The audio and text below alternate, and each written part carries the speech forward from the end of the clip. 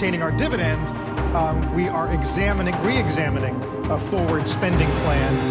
Dan, to your point about some of these second-order effects. One last thing, Lori, and I don't mean to place more value on it than it deserves, but why then did the VIX get back below the 50-day in 18 sessions faster than it took during the financial crisis? And is it really suggesting a spike, a reemergence of volatility later this summer? Look, I think everything is just moving so much faster than what we've seen in past crises, and part of that's just the influence of the systematic traders, the quant funds on the street. This is just unfolding so much more quickly. So I think we're seeing it to the downside, we're seeing it to the upside. But I would absolutely not rule out further volatility spikes into the summer months. I think one thing, it seems like every time we figure out what the market is focused on today, it turns out that the narrative changes a little bit. I thought Jim was making some good points earlier about the vaccine. I think that now that we've gotten some plateauing in the viruses, you're going to start to see, the vaccine, the treatment discussion, that's going to become more in focus. And there's just a lot of uncertainty there that I think could contribute to some more volatility. Lori Calvasina, Dan Suzuki, guys, very good discussion. Thanks so much for that. We'll see you soon. Sarah? Thanks, Carl. Big hour still ahead for you. World Bank President David Malpass joins us in about half an hour. And later, the IMF Managing Director Kristalina Georgieva, fresh off of that forecast for the world economy to shrink 3% this year, worse since the Great Depression. Don't go anywhere. We're back in just 2 minutes. If I could just get a hand vote on a universal digital tax, I wouldn't say there was a majority in the room for one way or the other. Do it properly within the multilateral context. It is a proportionate tax. It will fall away once there is an international solution. If people want to just arbitrarily put taxes on our digital companies, we'll consider arbitrarily putting taxes on our companies. It's like a Damocles sword hanging over Europe. We can do what we can to avoid tariffs. Are you concerned about the threat of a trade fight? Every customer we have is focused on that. You're a European company that could be collateral damage in a trade war. They're not getting paid for being frustrated. The US government has been very decisive. I was very optimistic about the signals I was getting from the meeting between Trump and Ursula von der Leyen. This is the time for a global agreement and not for global dispute. Europe is a tough negotiator. Retaliation measures are part of a toolkit. If we don't get something, I'm going to have to take action. They're going to make a deal because they have to. Start on top of the news. Global markets ahead of the game. Time for this morning's big money stories. Brian Sullivan, Worldwide Exchange on CNBC.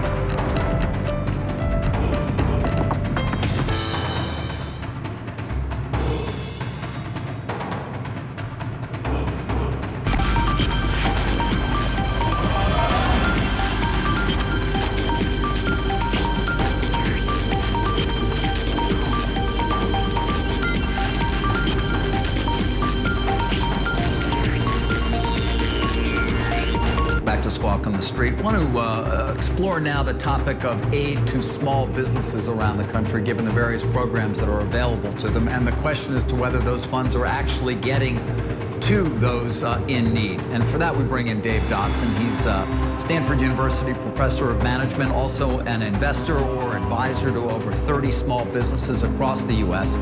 Professor Dotson, you joined us last week commenting on these programs that were available to companies like the ones that you advise. You gave the program so far a C- or maybe a D+ 1 week ago. Have your grades improved at all since then? No, in fact, it might not even pass the class. Let me tell you what, Washington, D.C. is debating whose signature gets to be at the bottom of the check and who gets to be in the Blue Ribbon Committee, time is running out. This week, small businesses reported that 28% of them said they will not make it to the end of the month. Meanwhile, we have this massive disconnect between what's happening in Washington, D.C. and what's being said in Washington, D.C. and what's happening out on Main Street in regular middle America.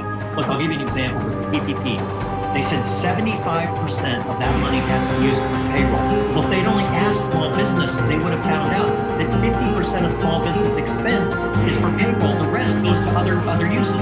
So why are they being asked to take on this debt burden when they can't use it for the things that keep them open?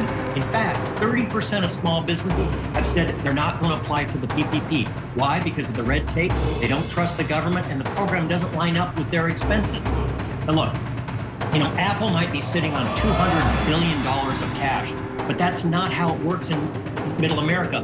Most small businesses have 2 weeks supply of cash for their expenses, 2 weeks supply of cash, and they don't have access to credit markets. They can't issue bonds. They can't issue stock. And so we've got big business advising the U.S. government on how to handle small business, and it's not working.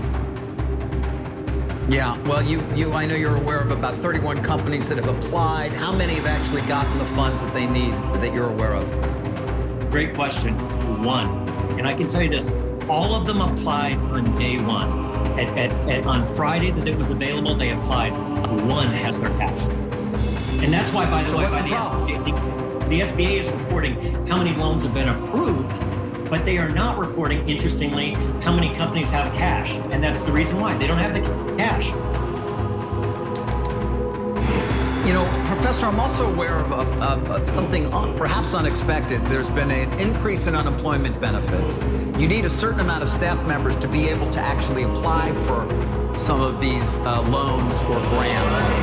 And I'm aware of some businesses that have lost employees who would rather take the higher unemployment benefit, even though it may not last that long, because it actually represents more than they were making at the companies, and then the companies are not actually eligible. Is that something you're hearing? Oh, exactly. And that's the perverse thing that's happening. And again, it's why no one in Washington, D.C. or in Manhattan bothered to ask what's happening in middle America. So if you make, depending upon the state, if you make around $50,000 a year or less, you're better off taking the unemployment benefits, which is insane. So now you've got employees are making this difficult choice. Well, would I rather be laid off? Do I want to quit? What should I do? Companies are facing the situation where they say, well, I've got a PPP loan, which doesn't really work for me. Maybe I'm actually better off laying off my employees. They want to be laid off to see what happens. And then what happens at the end of the 8 weeks? What's going to happen at the end of the 8 weeks is and no one's thought about that cliff. So while Washington, D.C. is arguing about who's responsible, whether it's the governors or the IMF or the World Health Organization, no one has told small business what happens at the end of those 8 weeks.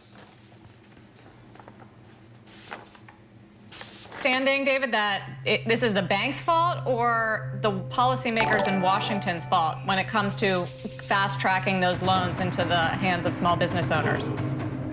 Boy, I've heard story after story of banker in the branches out in America working tirelessly to make these loans. They're working on the weekends, they're doing everything they can. But the problem is that the banks remember what happened in 2008 when they made guaranteed loans, and then under the Obama administration, they came back in the Justice Department, started going through with a fine-tooth comb, looking and seeing what loans that would not be eligible for guarantee. So the banks are faced with this situation where they want to help their customers and they want to help America and they want to get us back on their feet, but they can't risk the fact that these loans, these risky loans, may not be guaranteed. So they're taking their time.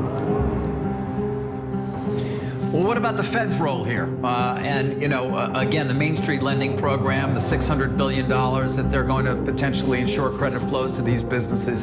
Has that gotten started yet in any real way? Well, the Fed has done a good job of making sure there's liquidity in the system. But the Fed shot all their bullets over the last 3 or 4 years, keeping interest rates down to basically near zero. So the fact that when we really had a crisis, all the Fed could do was drop the rates basically from 3% to 1%. That didn't make any difference. Remember back in 2008 when the Fed could make a massive cut in interest rates, and that was really a good jolt for the economy. So they're firing blanks now. All they can do is create liquidity in the system, but they can't do anything with interest rates now. All right, so your thoughts are, based on everything you're saying, that a lot of this money is not going to get where it's needed, and therefore these companies are continuing to face dire consequences as a result. No, it's not going to get there in time. That's the issue. I mean, when you said, as I said earlier, when you have 28% of companies saying they're not going to make it to the end of the month. And by the way, 64% of businesses think that if they can't reopen and get business to normal within 3 months, they are out of business. So the problem is that we don't have the time to go through all these processes about making sure that the guarantees will happen, whose signature is at the bottom of the page. We have to get this money to these businesses right away, or we are going to wipe out a generation of small businesses. Professor Dotson, appreciate you joining us again. Thank you. Sticking with the banks, we'll get to our ETF spotlight today. Wilfred Frost has some of the highlights from the big bank conference calls. Wilfred, good morning. Good morning, Sarah. So let's kick off again with those estimates we're getting out of the banks for potential bad loans. It's really been the key focus for the quarter. There they are for you, both in dollar terms and percentages of total loans outstanding. Now, yesterday, despite getting those quite impressively scary numbers, JP Morgan and Wells Fargo were up before their analyst calls. There's the JP Morgan intraday chart for the last 2 days. You can see it sold off significantly during the course of yesterday when the analyst calls started. And that happened because we heard from the CFO of JP Morgan, quote, that the build for those bad loans could be meaningfully higher in aggregate over the next several quarters relative to what we booked in Q1, i.e. it could get worse from there. But here is the CFO of Bank of America being a bit more optimistic on his call today. In terms of your question about, hey, what's the likely reserve build in the future? If we thought we were going to have to add more reserve builds in the future, we would have put it into this quarter.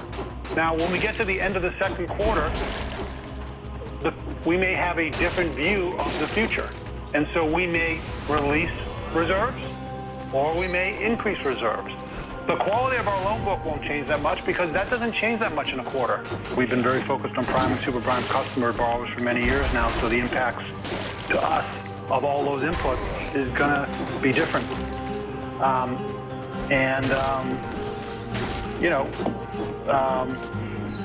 guess that's all the information I would want to give you about like one input or another.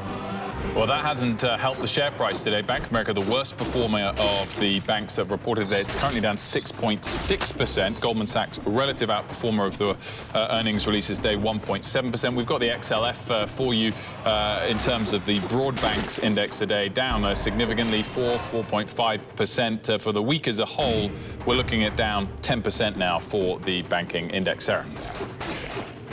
Yeah, and I think that's sort of where, Wilfred, some of the bullish arguments on the overall market start to fall apart. We've seen this tremendous bounce, and people are looking toward, the opening day for the economy and the flattening of the curve on the virus and the Fed swooping in with trillions and trillions, and yet the banks are still, pretty deep in this bear market. So what does that tell us about whether we can actually recover here?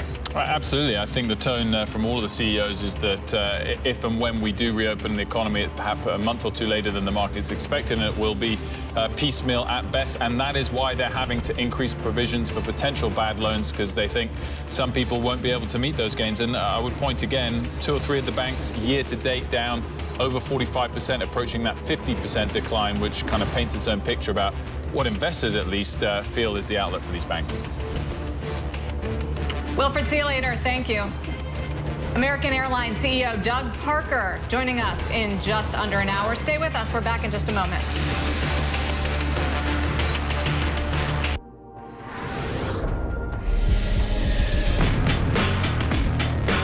For the first time ever, we're gathered together in Singapore to bring you Global Squawk Box live.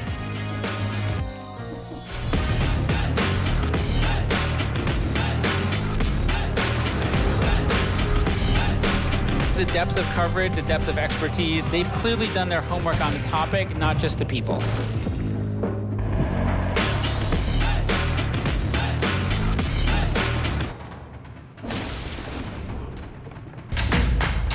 The decision to move so quickly was a wise one. No, you didn't move quickly. For one thing, you never move quickly. You lumber around the White House lawn in circles like an only child on an Easter egg hunt by himself. In the age of digital disruption, get fresh business perspectives on the fast-changing world of tech, innovation and startups from one place. CNBC.com/technology.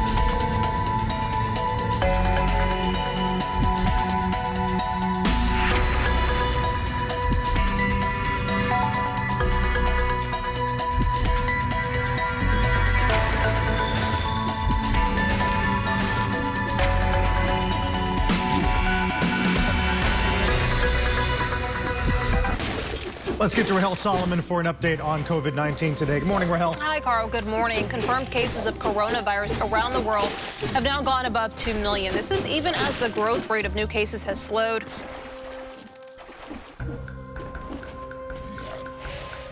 U.S. New coronavirus test that uses saliva is being rolled out at a testing site in New Jersey, making it now the first in the country. Most current tests require a swab of the patient's throat or nose. The test was developed at Rutgers University and received emergency approval from the FDA. 27 Major League Baseball teams have agreed to participate in a study of coronavirus antibody testing. So it's designed to measure whether team employees have been exposed to the virus rather than if they currently have it. And the TSA says that just over 87,500 travelers went through their checkpoints yesterday. That is a new record low and down 96% from the 2.2 million travelers the same day last year.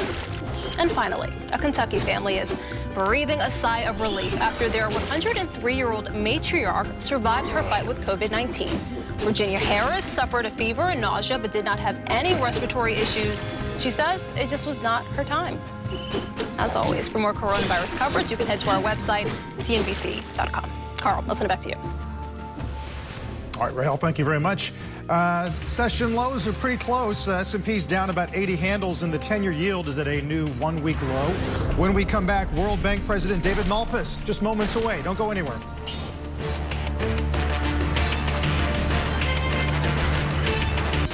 I think the market does see the strength of Johnson & Johnson. We will get through the pandemic as a society. We hope that Johnson & Johnson is certainly on the forefront. You've heard of some of our initiatives, whether it be vaccine development or just contributions to healthcare providers with personal protective equipment. The dividend this morning is a real good sign of the strength of the company. We're in great financial position. We think this could lend itself to some opportunity for us.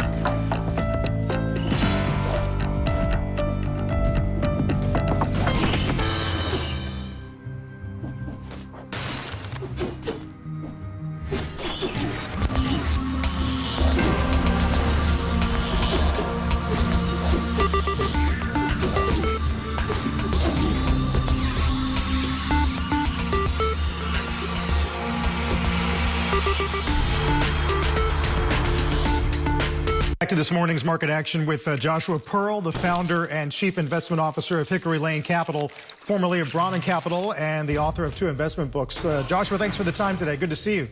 Thanks for having me. Curious to know what you make of what the market's done over the past few weeks.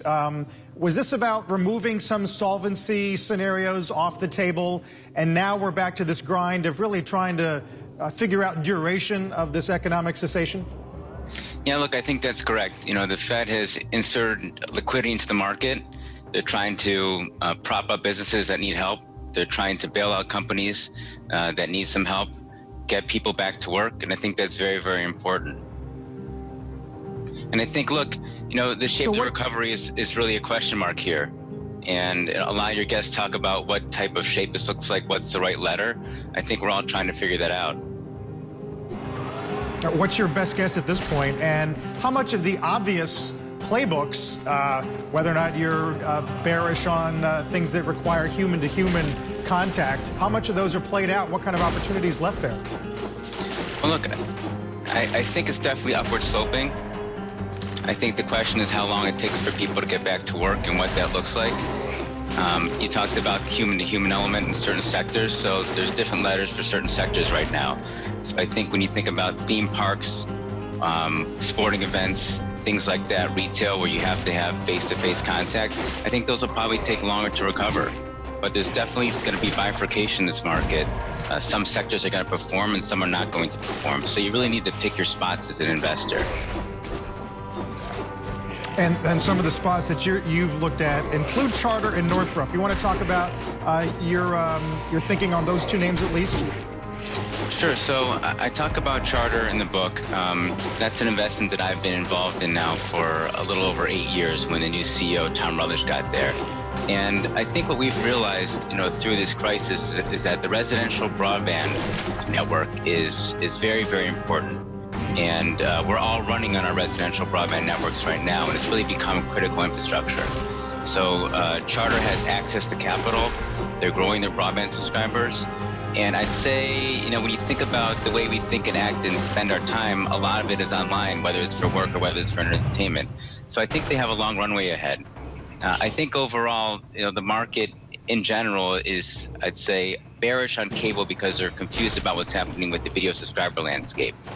And while a company like Charter may be losing video subscribers, and last year they lost about 480,000 video subscribers, they gained 1.3 million broadband subscribers, and they're growing ARPU. So, like Charter a lot here, you definitely have to focus on balance sheet as well. And despite the fact that Charter has 4.5 times leverage, they have access to capital. They just did a split-rated deal yesterday. They raised about $3 billion at an average coupon of around 3.3%. That's amazing in this market.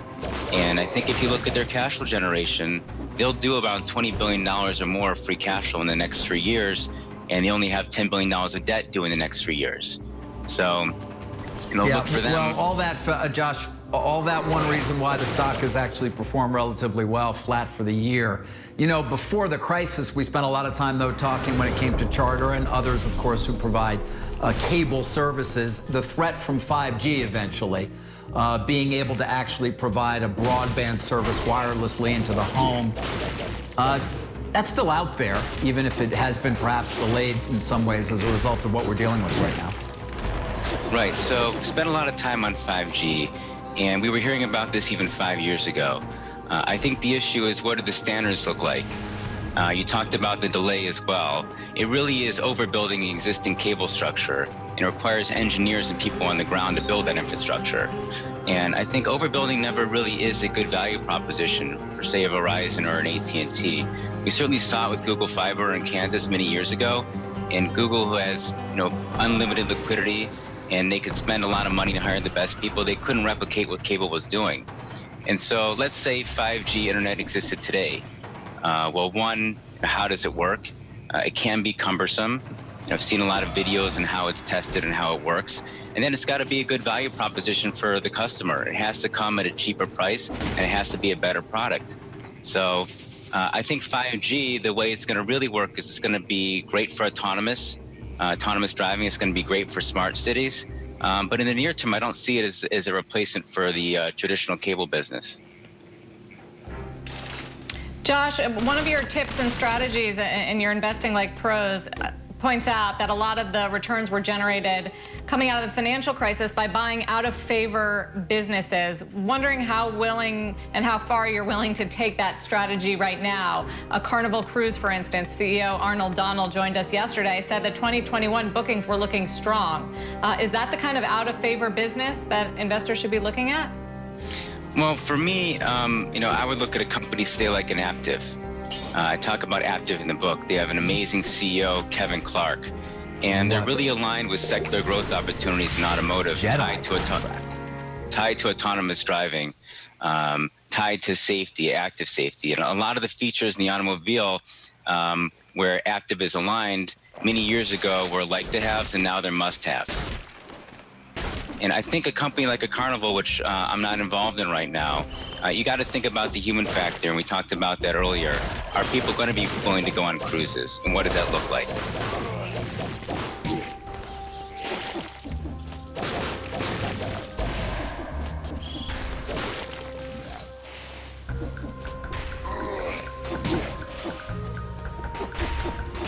Did I lose you? I think I lost sound. Joshua, thank you. Yeah, I think I lost Joshua sound for a Pearl, second. co-author of the little book of investing. Appreciate it very much. I want to get to Elon Musk now. She's got some news involving that JEDI contract that was awarded by the Department of Defense to Microsoft, but is disputed by Amazon. What's going on, Elon? Well, that's right. The Pentagon's Inspector General has now released its review of that contract, which you said is being disputed by Amazon, and it found that awarding the contract to a single company was consistent with applicable law and acquisition standards. In addition, the IG found that awarding it to just one company could have resulted in more favorable standards for the DoD, including a better price, even though we know that price tag was $10 billion. On the critical question of political influence, the Pentagon's IG found that DoD personnel were not pressured in the decision-making process. However, the IG said it was not able to conduct a thorough and full review of political interference because several key DoD witnesses were not allowed to speak to the IG, or prevented from speaking to the IG by the administration. So from the evidence it was able to review, no pressure. However, a full investigation was not able to be conducted. Now, it is unclear what this means for Amazon. We are still reaching out to the company to see if they intend to continue with their protest of the awarding of this contract. Amazon had also said there were several metrics by which the contract was awarded, which it did not agree with. So we will continue digging through the IG's report to see exactly what else is in it and bring you any updates we hear from the company. Guys. All right, Elon, thank you. World Bank President David Malpass on the other side of this break. Stay with us.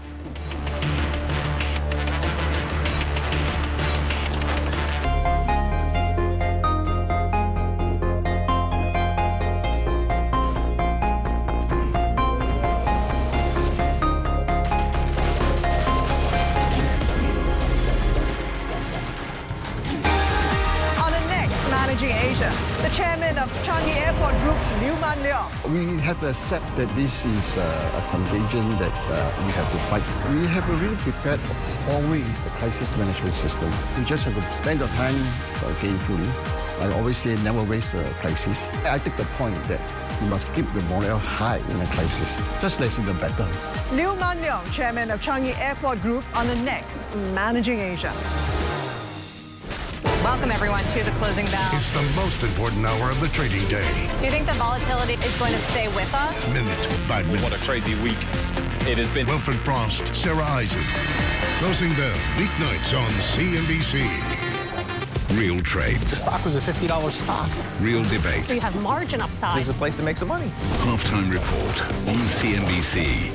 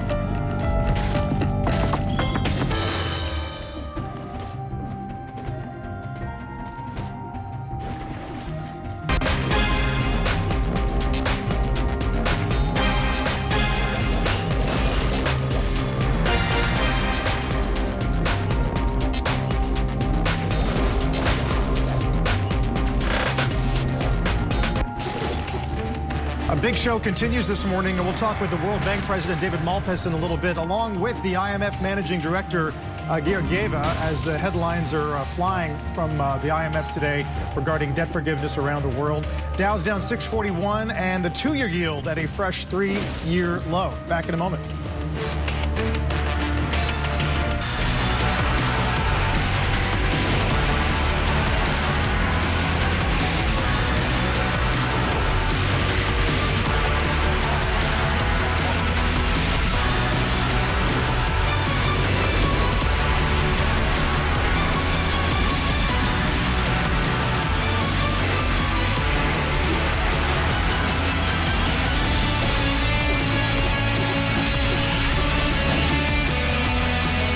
Keep up with the crisis, volatility, relief efforts, economic impact. Understand what's moving and why. Be ready before the opening bell. Squawk on the Street on CNBC. Watch or listen live on the CNBC app. It's 11 a.m. on Wall Street, and Squawk Alley is live. Carl Quintanilla, Morgan Brennan, John Ford. Squawk Alley on CNBC.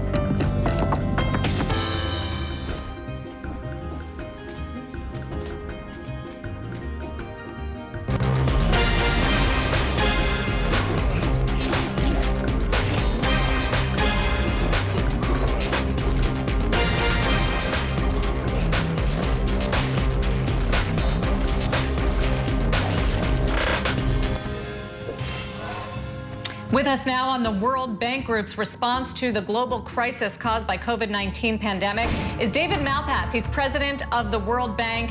President Malpass, good to see you. You know, usually we'd be sitting on the atrium floor in the middle of the IMF where finance ministers and central bankers get together to hash out the world's problems. Where is the coordination now? Is it happening? Hello, good morning. And yeah, that would be fun to do it that way, but this is working fine. The coordination is happening in video conferences. So we just had one this morning with the G20 group. And then yesterday there was one of the G7 finance ministers. So it's, I think, very good coordination, though it's more by video. I mean, I guess I'm thinking to, President Trump yesterday announcing he's suspending funding for the World Health Organization for what he says is severely mismanaging the crisis, starting from COVID-19 in China, and just separate countries going their own ways in terms of fiscal stimulus and support, monetary stimulus and support. It feels very different than, say, the Great Recession and other periods in history where the world got together, especially in dealing with the health crisis. I mean, do you wish we'd see more of that? There is a lot of coordination. For example, what the World Bank has, we now, by the end of April, will have 100 programs in 100 countries that have health emergency programs where there can be bulk purchasing and there can be financing by other operations. And so there's good coordination on that. We do a needs assessment that involves many parts of the international community. And with regard to your point about what individual countries are doing, I think that's to be supported, meaning the U.S. is doing things that it wants to do in the U.S. that are effective, and in Europe, they're trying to find effective measures. So my sense is there's good coordination. We saw that today in the G20 communique, where the 20 large economies in the world called for debt moratorium for bilateral official debt, and that's $165 billion of debt that we'll have through the end of the year before any payments are due on it. So that's very good coordination, and it included China. So I want to add that in. You know, it's really a global effort to help the poorest countries. As you are trying to help the developing world and the poorest countries, are you relying on the Chinese data on the pandemic? Do you trust that information? You know, what I've tried to do is focus on the problems that I can deal with. And so those are getting a lot of programs that have broad a menu of actual equipment, personal protection equipment that can be used in hospitals, by nurses, by the frontline healthcare providers. So that's been our big focus. And then what we're going to be doing, the World Bank will be doing $160 billion of financing over the next 15 months for the economic rebuilding that needs to be done. Of course, more money is needed for developing countries. The other multilateral development banks are putting in what looks like $80 billion, and so we'll have a total of $240 billion from those institutions. And the IMF is also doing several initiatives that will be very helpful. So I think the world effort is focused on trying to get to a very broad response to COVID. How is the developing world doing with this pandemic? And are you worried at all about a surge in places with crowded cities and difficult access to clean drinking water and crowded slums and, you know, healthcare systems that are not up to the task? Give us a sense of what you're seeing and what you expect there. I'm glad you focused on that. This is a huge problem. The world recession will be deep, and that especially impacts poorer countries. And many of the cities in poor countries are overcrowded, don't have good transit facilities, and that itself is bad with COVID. So we're trying to work on that, but it becomes country by country support efforts. I was just looking this morning at Nigeria efforts, the efforts that we'll be taking in Nigeria. Many of the very populous countries need extra support right now, and they also need programs, and I'm glad you said clean water, access to electricity, sanitation. These are all critical problems that that I think some progress can be made on. But the big worry is that we're moving backward right now because of the global recession. How long at the bank do you guys see this recession lasting? I mean, we know it's going to be deep and severe, but I think the question is how long it takes to get out of it. Yeah, some part of that depends on the developed world. You know, the U.S. is the world's biggest economy, and can be critical in the global growth outlook. Europe itself is important. Japan and China, of course, are important in this mix. And so the thing that would help the developing world the most is strong growth in the developed world. That means the working capital for small businesses. I'm worried that as the central banks have a mismatch of their maturity, it doesn't provide the working capital at the short end for growth by small businesses, which is one of the critical job engines. We're trying to do that in the developing world through the IFC. That's part of the World Bank. The International Finance Corporation is providing directly working capital lines of credit to keep small businesses open so that they can be ready for recovery. Well, as you know, so many of those developing nations, especially in Asia, depend on a strong China. Has China contained the virus? I don't know about the virus. I know they've. I can't comment on that. But one thing I do take note of that's going on in the world is in many previous crises, the currencies have moved a lot, have been one of the weak points. But in this particular crisis, the major currencies have been steadier than in the past. And I think that's a very good sign. One of the things I worked on when I was in the U.S. administration was the stability, the importance of the stability of currencies. And that's been in the communiques of the G20 and of the IMF communiques. And so far, that's been a source of some small part of stability in this crisis, and I welcome that.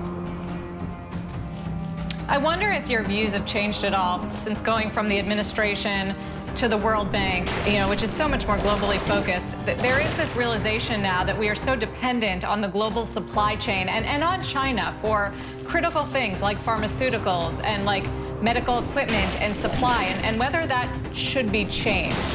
What's your view on that, and has it evolved? Well, these are very important questions of how extended do you want your supply chains to be, and how interrelated to countries around the world. What systems do you want to have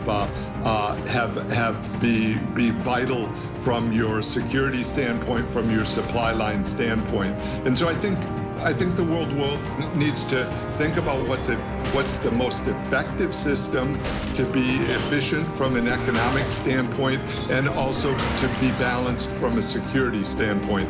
So at the World Bank, one of the things that I stress is the importance of trade facilitation and the ability of supply chains to adjust to the changing circumstances. That means countries have to allow a dynamic process for their supply chains, because sometimes, special interests try to stop that kind of change.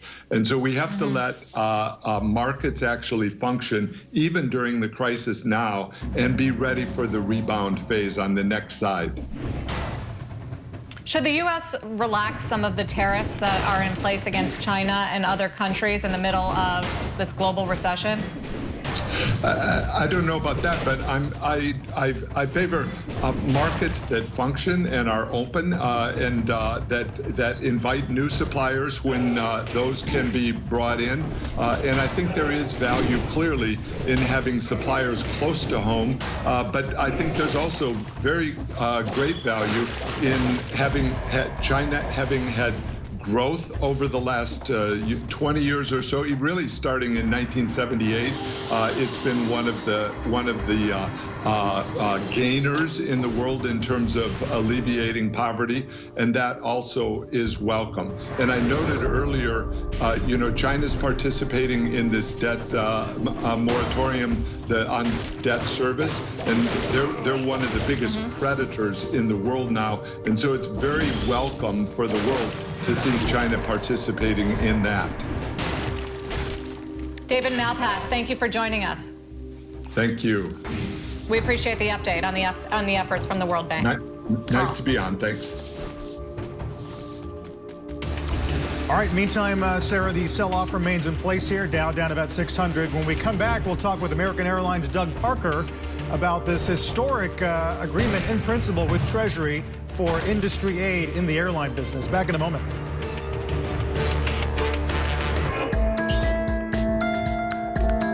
Our test is a real-time PCR laboratory test.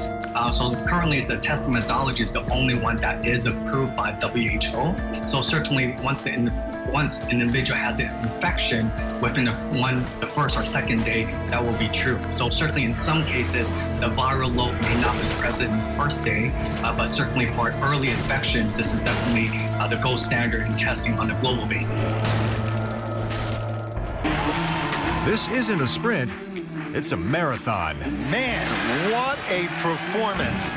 Tiger Woods has matched Sam Snead with 82 PGA Tour wins, the most of all time. The race for the FedEx Cup begins now. Tyler Matheson, Melissa Lee, Kelly Evans, Power Lunch on CNBC.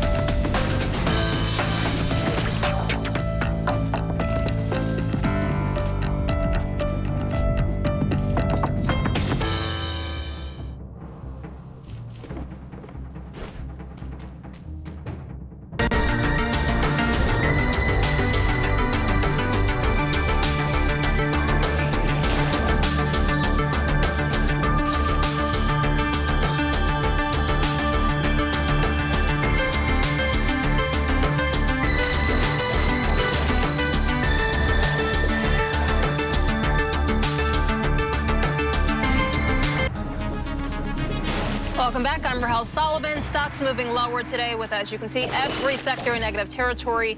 Now, outperforming the market just slightly is the communication services sector. So among the leaders in that group are some of the gaming stocks, Activision, Blizzard, and Take-Two Interactive.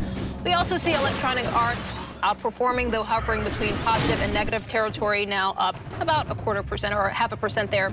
Also, a notable move in Netflix today, trading at all-time highs amid a flurry of positive analyst commentary. Capital Research giving the stock a new street high price target of $490. Now, Netflix was already on a tear, up 15% so far this week. You can see it's up almost 4% now. Carl, I'll send it back to you. All right, Rahel, thank you very much. Morning, everybody. Welcome to Squawk Alley. I'm Carl Quintanilla with Morgan Brennan and Dom Chu. As we watch this sell-off take off some of those one-month highs we got yesterday, the data rolling in showing a much fuller impact of the COVID-19 crisis during the month of March. Retail sales, industrial production, and the banks not helping. Neither is oil. We're going to start this hour, though, with our own Phil LeBeau and a very special guest, the CEO of American Airlines, Doug Parker. Morning, Phil. Good morning, Carl. Let's bring in Doug from the headquarters of American Airlines in Fort Worth, Texas. Doug, you guys reached an agreement in principle with the Treasury Department on the payroll grants for $5.8 billion. How much will this tide you over, at least in the near term, to ensure that the payroll can be met, so to speak? Yeah, look, Phil, it's great news. It's great news for American. It's great news for our customers and our team. It's great news for the industry. We certainly, last time I talked to you, we were in the middle of negotiating this, and it went through some tough times and getting through it, but we're really just elated to have that behind us. It's incredibly important, given where demand for air travel is right now, and we're extremely pleased that the government has recognized the importance of the airline business and our retaining critical service and keeping our team employed. So it's extremely important and great news. Doug, you've already said that you plan to apply for a loan from the Treasury Department in the other $25 billion bucket that's been set aside for the airline industry. Beyond that, do you expect to have to borrow more in the months ahead from the private market in order to continue to fund the operations the way you want to have them funded? That's unclear, Phil. It depends so much on how demand recovers, when demand recovers, and how quickly. What I know is this. We, as an industry, asked the federal government for $50 billion of assistance, and that's what we got, $50 billion of assistance. That's what we all believe we need to ensure that we can ride through this. And, it's clearly you can come up with more dire circumstances than where it stays like this for an extended period of time. But from our own projections, that it stays like this certainly through the second quarter. A very gradual recovery through the third and fourth quarters. This will be more than sufficient. Which gets to my next question. Yesterday, the TSA screened a record low number of people at airports in the United States, just over 87,000. Do you believe that we are close to a bottom here? And more importantly, at how far out will it be for you guys to say, okay, we're starting to see bookings increase? We know we're not going to see a V, but we're starting to see an increase. Is it usually 6 weeks out, 8 weeks out? When do you sense that you will start to get some sense of, okay, people are starting to fly again? Yeah, a question we all want to know the answer to. I don't know that anyone really does know. As to your question, are we at the bottom? It certainly feels like we're at the bottom. Our revenues are down 90% on year-over-year basis, and they've been that way now for a few weeks. So the real question is, how long do you stay at the bottom, and when do we begin to recover? I don't think I know that any better than anyone else. It's not. That depends on when our country starts moving again. It depends on when people feel comfortable. It depends on when Disneyland opens and shelter-in-place restrictions are lifted and corporate restrictions on travel are lifted. So we don't know. What I know is now we're prepared for whatever kind of recovery it takes, which is extremely important. I will say that just in the last week, we've started to see bookings outside of 90 days start to tick up a little bit. That, again, those can be changed in the future. That doesn't seem to be the case, but that seems to be a little bit of an indication that maybe our country's ready to get moving again. We have our sales team tells me we're being asked to work on conventions in the fourth quarter. That certainly isn't going on in the second and third quarter. So there are indications that the world is ready to start traveling again, but they're very preliminary, and it's certainly not happening today. But we're prepared for it. Whenever people are ready to start traveling again, our team's going to be in place and ready to take care of them, which is what really is really important news about this act. It ensures that our team will be here, ready to take care of the flying public when they're ready to return. Doug, Morgan Brennan here. It's interesting to hear you say that, especially since we had the CEO of Carnival on CNBC yesterday, and one of the things he said is they're starting to see bookings activity in 2021 begin to return. But in the meantime, in the near term, given the fact that there still is so much uncertainty about what this recovery actually looks like and when it truly takes hold, in terms of some of the other levers that you're able to pull with your business, we had more 737 MAX order cancellations reported by Boeing yesterday. Are you scrapping purchases, be it that aircraft or others, in the meantime? No, Morgan, what we're doing instead is retiring older aircraft sooner than we would. We have while we have the youngest fleet of the major airlines, we still do have some airplanes that we were planning on retiring over the course of the next year and a half. Some 757s, some 767s. We're going to accelerate that process. So we will come out of this with a smaller fleet than we entered and smaller than we expected to be flying through the second and third quarters. But at this point, the new airplanes that are scheduled to come, we want. They're great aircraft. They'll replace some of those airplanes that are leaving, and we don't have any intention of working with the manufacturers to defer or cancel any of those orders. Hey, Doug, it's Dominic Chu. I'm actually in studio right now, so I'm one of the handful of Americans that's out there getting some semblance of normalcy back to their lives. It means I have to commute to work. I have to actually fill up my gas tank. I'm paying a lot less for it these days.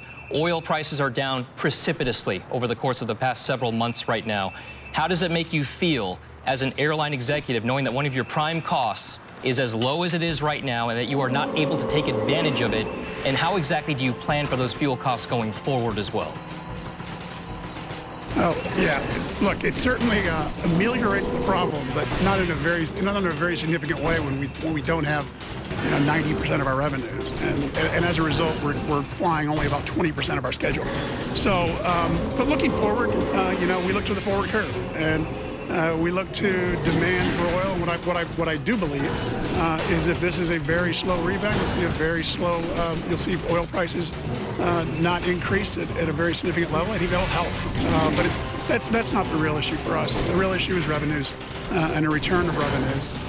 But oil prices at these levels certainly do help mitigate the problem a little bit.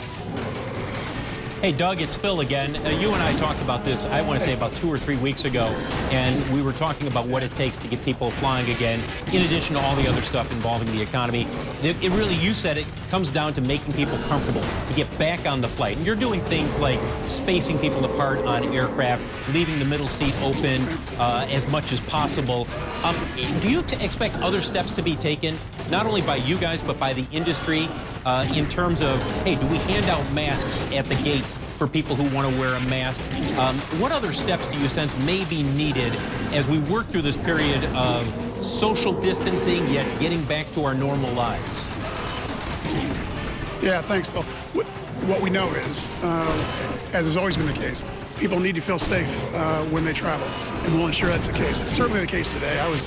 I was out thanking the team last week and having going from DFW to Chicago to Philadelphia to Charlotte and seeing the team. I can assure you today, there's more than enough room for social distancing on airplanes. We're making sure that's the case by blocking middle seats.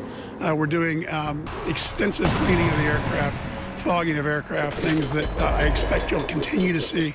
And again, as customers return, we'll need to make sure that we are doing what we need to do to ensure that they feel safe on the aircraft. But again, I can tell you, we aren't seeing people not fly because they're worried about safety on airplanes. I don't believe there may be some of that. But the reason people aren't flying is because they're not leaving their homes, and because corporations aren't having people come into work. Once those things happen, that's when demand will recover. We'll make certain when demand recovers that our customers feel safe. But Doug, to that point, it's Carl, by the way. When they do leave their homes and they are ready to fly, will there be some kind of structural change in seat configuration in pitch? Will we be looking at partitions? And have you done any modeling as to what break-even load factors look like in the future? If you're going to put fewer people on the plane, what happens to the cost of a ticket? Yeah, Carl, again, questions we can't answer just yet. What I know is today, again, there's more than enough space on the aircraft. We are today blocking middle seats. As demand recovers, we'll all be forced to deal with those issues. I don't think anyone's looking to take seats off of aircraft at this point, but that may be the case. But for right now, we're doing social distancing on the aircraft. Making sure the aircraft, extensive cleaning, those things I know will continue for the foreseeable future. As demand actually rebounds to a point that becomes harder to do, we'll have to figure out what we all do in regard to customer demand. But what I know is we fully recognize that customers need to feel safe when they travel. That's always been the case, and we'll always make certain that is how customers feel. Yeah, Doug, there's reports that are emerging that U.S. airlines are now asking the FAA for permission to fly cargo in the main deck where passengers would normally sit, including maybe the option to remove some of those seats. Is this something American is looking to do, at least in the near term? And how would that help offset some of the costs associated with the plunge we have seen in passenger traffic? I mean, air cargo is actually an area where we're seeing some shortages on an international basis right now. Yeah, and we're being asked to do some of that, and we're doing it as much as we can. It's again one of these things that's helping to mitigate modestly the huge drop-off in passenger demand. So we have a lot of wide-body aircraft that are not being flown internationally, of course. So we're using those to both, through the State Department, help get Americans back to the United States, but also to move some cargo, really important cargo, by the way, medical supplies, PPE, other things that we're being asked to transport. So it would help in some cases if we could remove seats and have cargo travel, also not just in the belly but in the passenger cabin. So we're waiting for FAA approval on that. Again, hopefully we can do that because I think it would help us help others. Hey, Doug, this is Phil again. Which are you expecting to come back sooner, if you will, or do you think that happens at the same time? The leisure travel or the corporate travel? And which, I know you're concerned about all of your business, but are you more concerned about one or the other at this point? Yeah, Phil, I don't know. I think they come back at about the same time. This isn't, again, the corporate travel will come back when corporations decide that they need their team out on the road again. That certainly isn't going on today. So that will come back. There's absolutely pent-up demand for that type of travel. So I know when that'll come back. The leisure traveler will come back when they feel comfortable traveling. And again, I don't think it's so much about being on airplanes, it's about having somewhere to go. The leisure travel is going to come back when hotels are open, when there are things to see, when you can go out to restaurants. So none of it's going to come back until we get further through this crisis and people feel more safe being around others or just even traveling. We're prepared for that. Our team's in place for it. We're going to be here when people are ready to travel. I couldn't be more proud of the team. They're out flying today. They're heroes in this. They're taking care of the customers that need to fly, medical professionals who are getting to people that need care, people that need to get home or want to get to a place that's safe, carrying precious cargo around. They're real heroes here, and I'm just so excited that we're going to be able to keep them all employed through a period that we wouldn't be able to do so if our government had not acted here. Hey, Doug, it's Dominic again. We know so much. You're not the only CEO out there who has little clarity about what's going to happen in the future in the coming months here.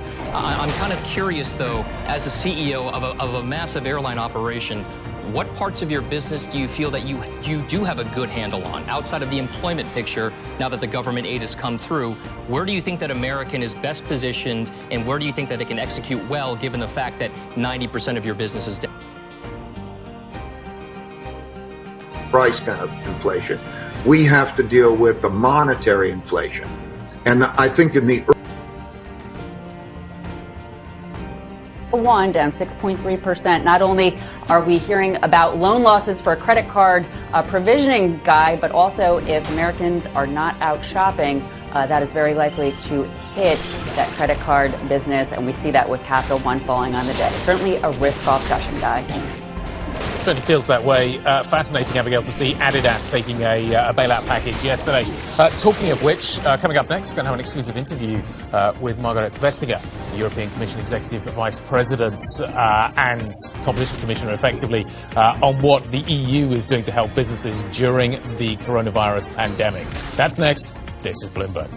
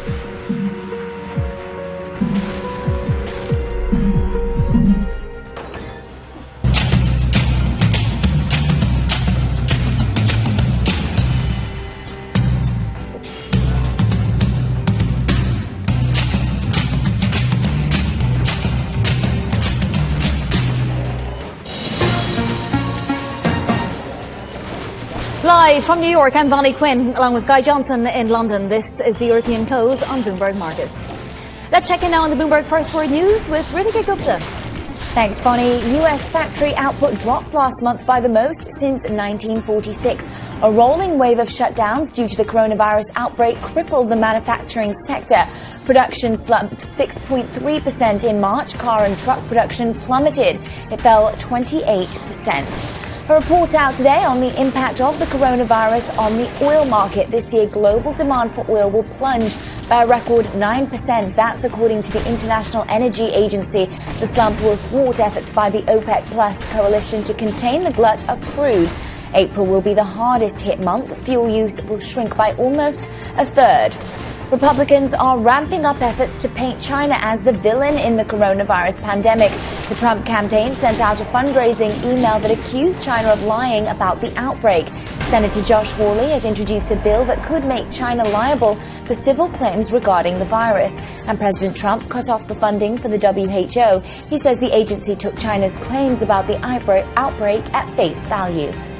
And Elizabeth Warren endorsed Joe Biden today. Warren was the final major Democratic presidential hopeful to back the party's presumptive nominee. Warren says Biden is willing to be persuaded to adopt new ideas.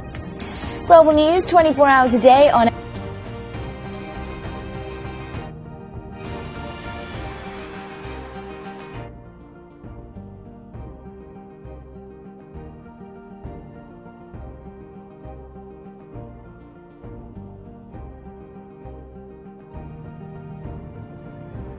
This is Bloomberg, Guy. Really good. Thanks very much indeed. Let's turn our focus now to how the virus pandemic is affecting businesses in Europe and what the European Commission is doing to try and counter the economic damage that is being done. Joining us now on the phone for an exclusive interview is Margrethe Vestager, the European Commission Executive Vice President and Competition Commissioner. Commissioner, thank you very much indeed for spending some time with us here on Bloomberg today. Well, the big news thank when you it comes very much to for the having state... me. Well, it's good to hear your voice. Communication at this point is fantastic, even if it is on the phone. Look, Commissioner, the big news when it comes to state aid today is that in the United States, Washington has granted U.S. airlines, 10 of them, $25 billion worth of aid. And we're all sitting here, amongst those of us that cover the airline sector here in Europe, wondering what is going to happen here in Europe and whether or not we can expect a similar thing and how it will work to keep a level playing field between the various nations. Well, as you will have noticed, we've had quite a number of airline decisions as well, for exactly the same reasons. When an airline is grounded, obviously, they make no money. So we see airlines coming in to have the needed and very, very necessary liquidity, also to be there when we can start flying again. Do you think it should be done at the moment it's being done on a national basis? Each individual country is making decisions based on individual carriers.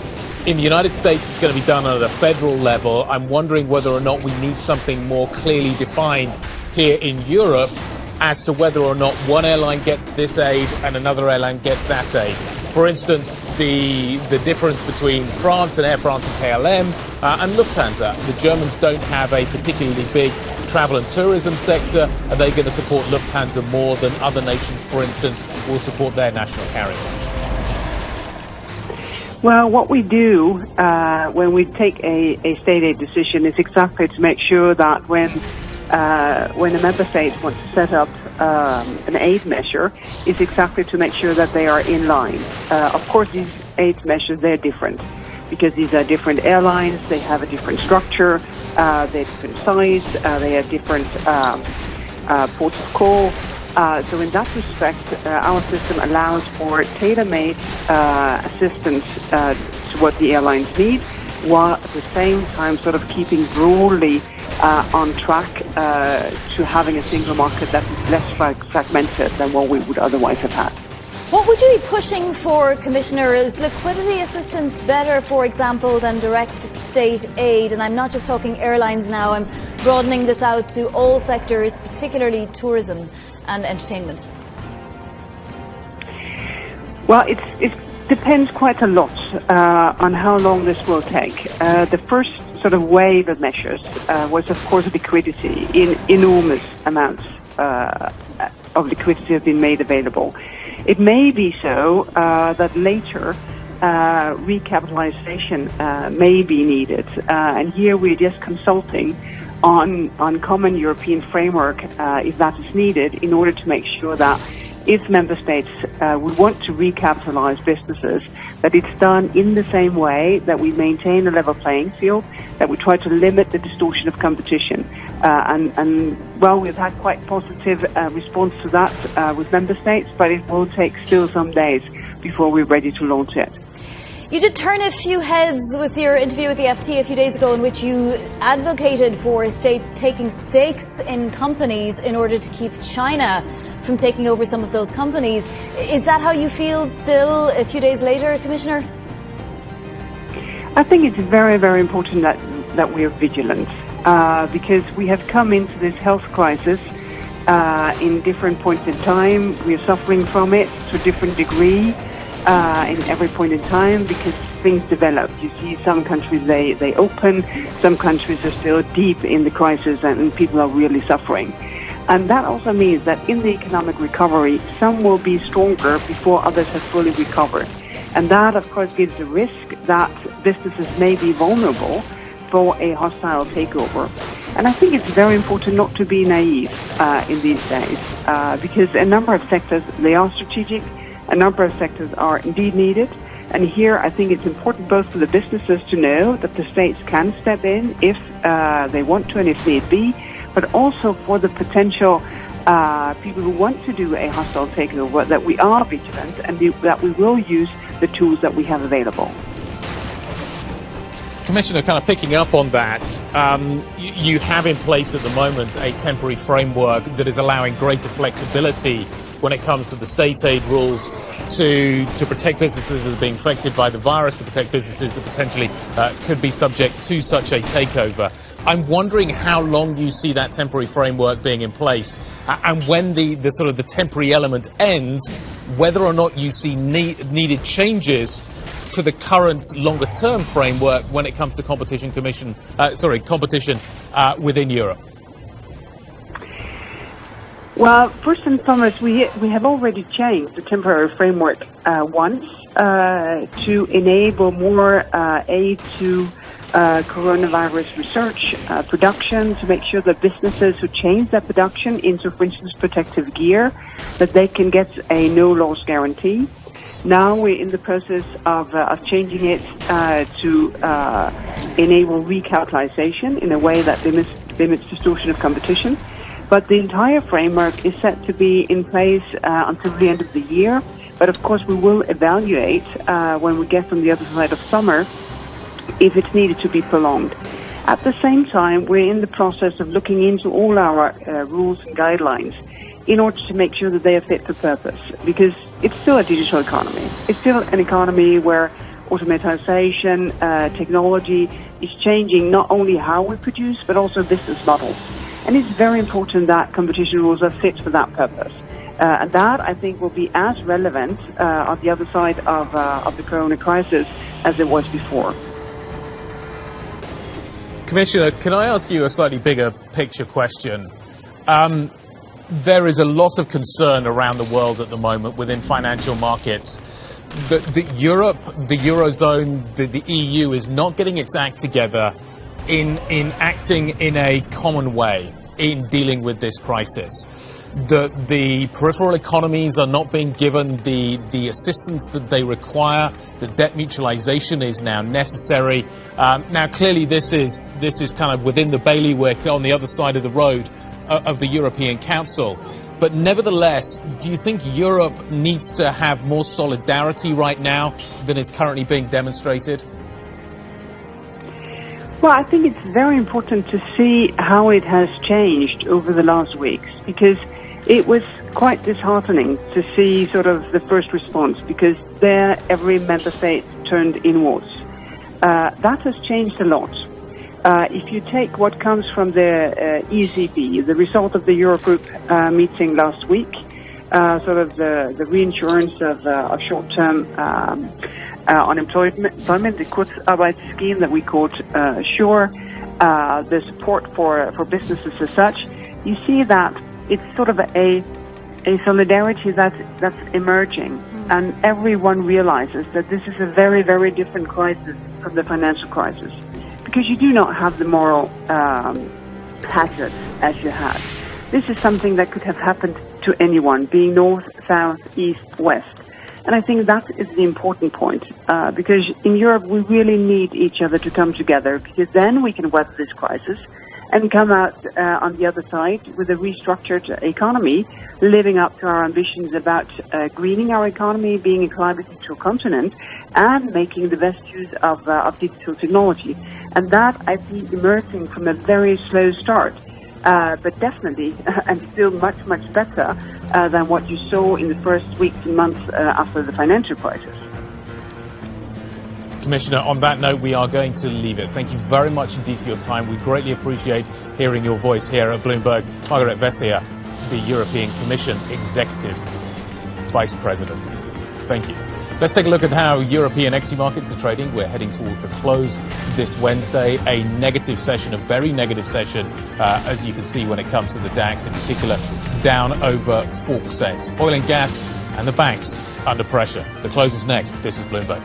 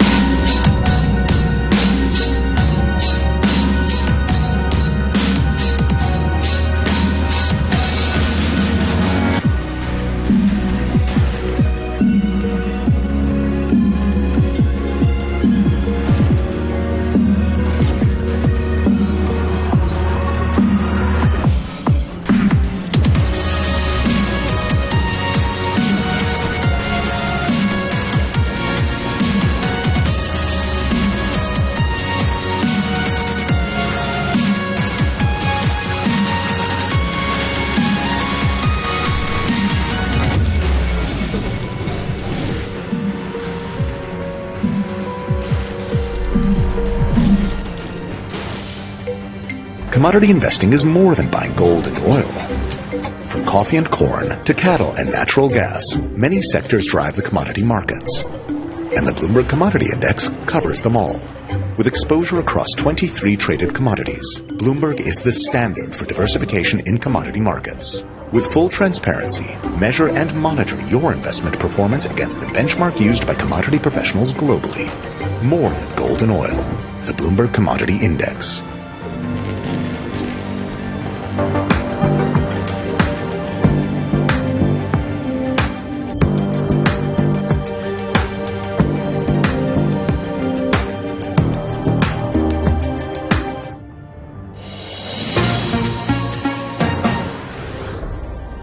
Seconds to go until the end of regular trading here this Wednesday for European equities. Let's take a look at some numbers because, to be honest, we've been falling from the get-go. First thing this morning, European stocks moving lower, and we are now, as we come through the close, as you can see, barely sort of off our session lows. It'll be interesting to see what happens during the auction. In terms of the story that's been driving that, well, to a certain extent, we've seen a recent rally, probably the biggest factor in all of this, but certainly the mood music coming out of US banks probably doesn't help either. Let's take a look at how it breaks down from an individual market by market basis. We are seeing actually some degree of commonality across Europe. We're down kind of between 3 and 4 and a bit %. Some of the peripheral markets may be suffering a little bit more than most. For instance, the Italian market down by 4.24%, but the DAX in Germany down by a solid 4% as well. One of the factors that is certainly weighing on the banking sector today is this. This is the BTP Bund spread, which over the last 3 days, as you can see, has been widening out. Now, we're not at our wides of the last 3 days, but nevertheless, we are continuing to monitor this quite carefully.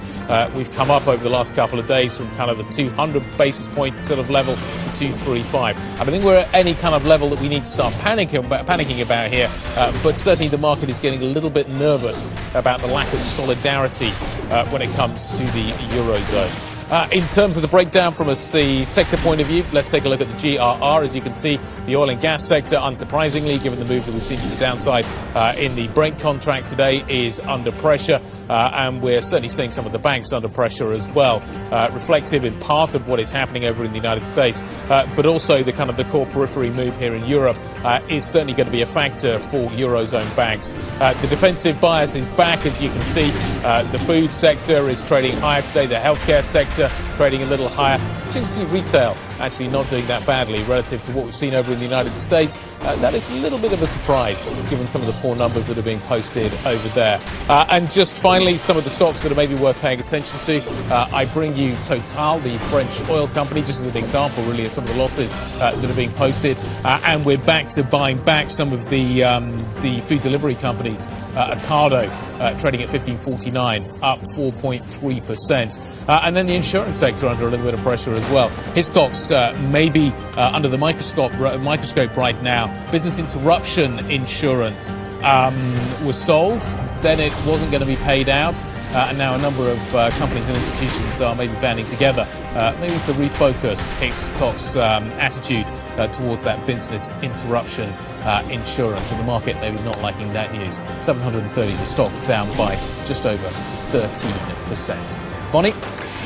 Well, we're lower, as we know, all day here in the US, but some of the indices are a little less low. NASDAQ, for example, is down less than 2%. But if you look at the S&P 500, we're down 2.4%. Every single industry group in there is lower right now. It is being led lower by the energy index, which is down 6.7%, but the banks are not far behind, down 5.5%.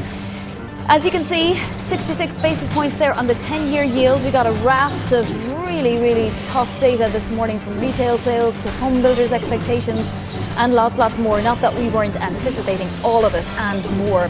Crude oil back down to $19.60. We got inventories, which again weighed on the price, which was already being weighed upon by the International Energy Agency, saying a decade of demand is going to be wiped out this year. And the VIX is back up beyond 40. We're at 41.62 there. Let's have a quick look inside the S&P 500. I did mention some of those indices, but that'll give you an idea of the scale of the losses. You know, everything from real estate down 3.8% to autos down more than 5% on just the sudden stop in the economy.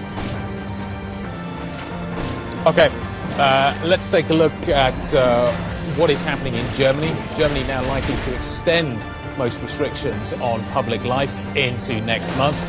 That shows how European governments are struggling to balance restarting their economies against fears of another outbreak, the dreaded W. Here with more is Bloomberg's Maria Tadeo. Maria, some of the smaller countries are experimenting and they're starting to reopen their economies. It's the larger ones that seem to be struggling.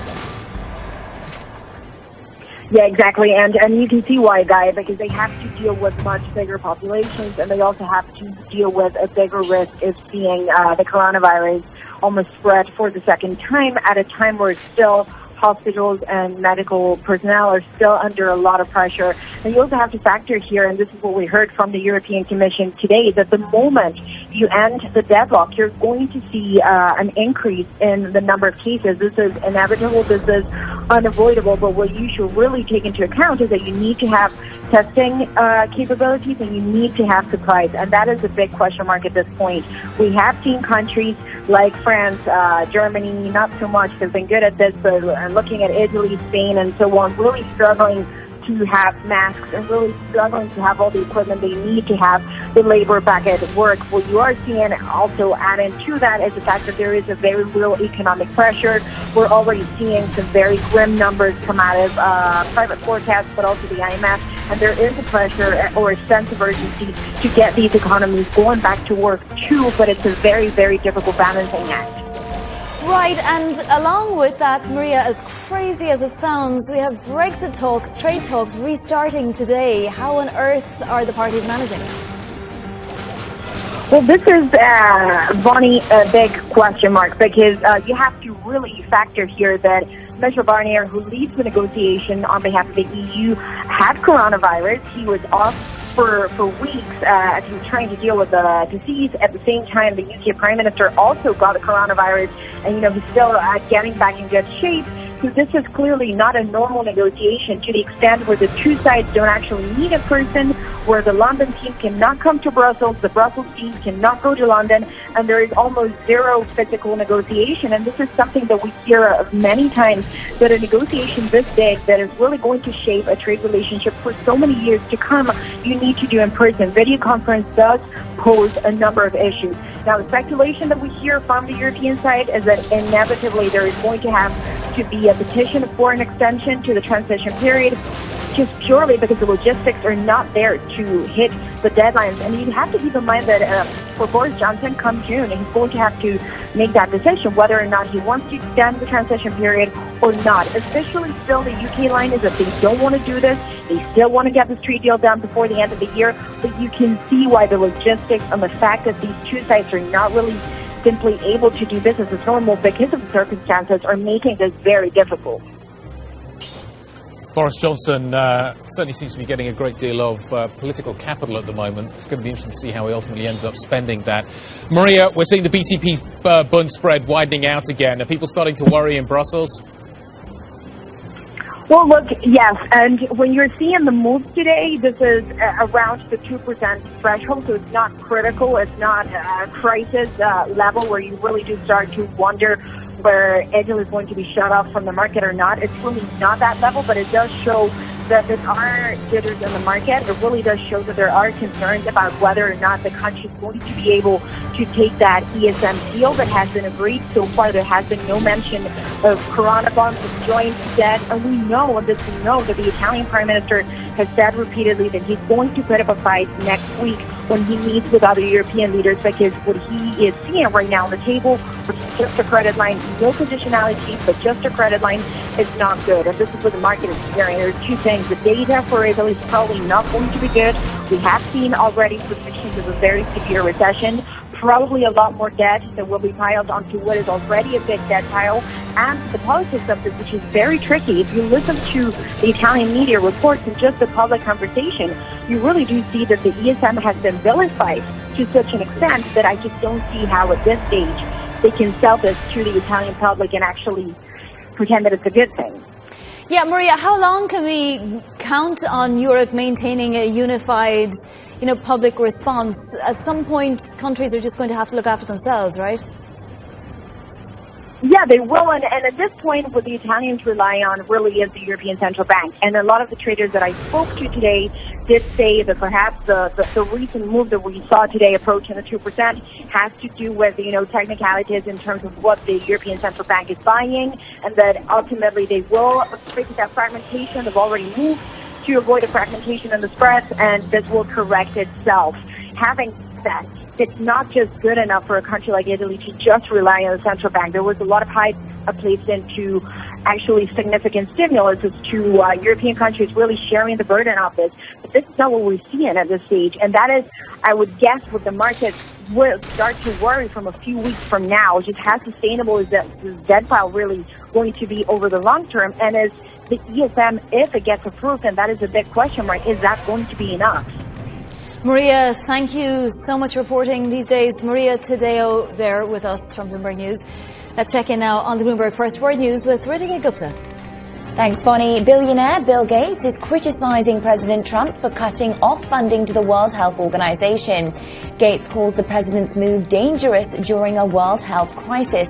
President Trump says the WHO, quote, pushed China's misinformation about the coronavirus. The WHO says it will try to fill any funding gaps with its current partners.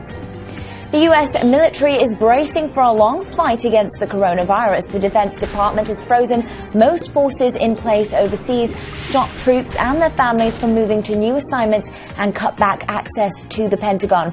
There are more than 2,600 confirmed cases among service members. 2 people have died. The UK says another 761 people died from the coronavirus in the past 24 hours. That was down slightly from the day before. The UK has more than 98,000 confirmed cases. More than 12,000 have died. The government must decide by tomorrow whether to renew the 3-week lockdown and for how long. In Germany, the government is set to extend most restrictions on public life into May. Chancellor Angela Merkel and regional leaders are debating how to relax some curbs. For the 6th day in a row, the number of new coronavirus cases in Germany has fallen. Global news 24 hours a day on air and on Quick Take by Bloomberg, powered by more than 2,700 journalists and analysts in more than 120 countries. I'm Ritika Gupta. This is Bloomberg. Guy? Ritika, thank you very much indeed. European stocks shutting up for the day, a negative day, as you can see on the screen in front of you. We did see some degree of dispersion around Europe, but basically 3% plus on the downside. Banks under pressure, the oil and gas sector under pressure. The market was trying to rotate back into some of the defensive names, which were catching a bid as well. We're going to carry on the conversation about what is happening more specifically in the UK. At the top of the hour, the cable taking to DAB digital radio in the London area and around the world on all of your Bloomberg devices. And we'll certainly be covering the daily briefing from number 10 Downing Street. This is Bloomberg.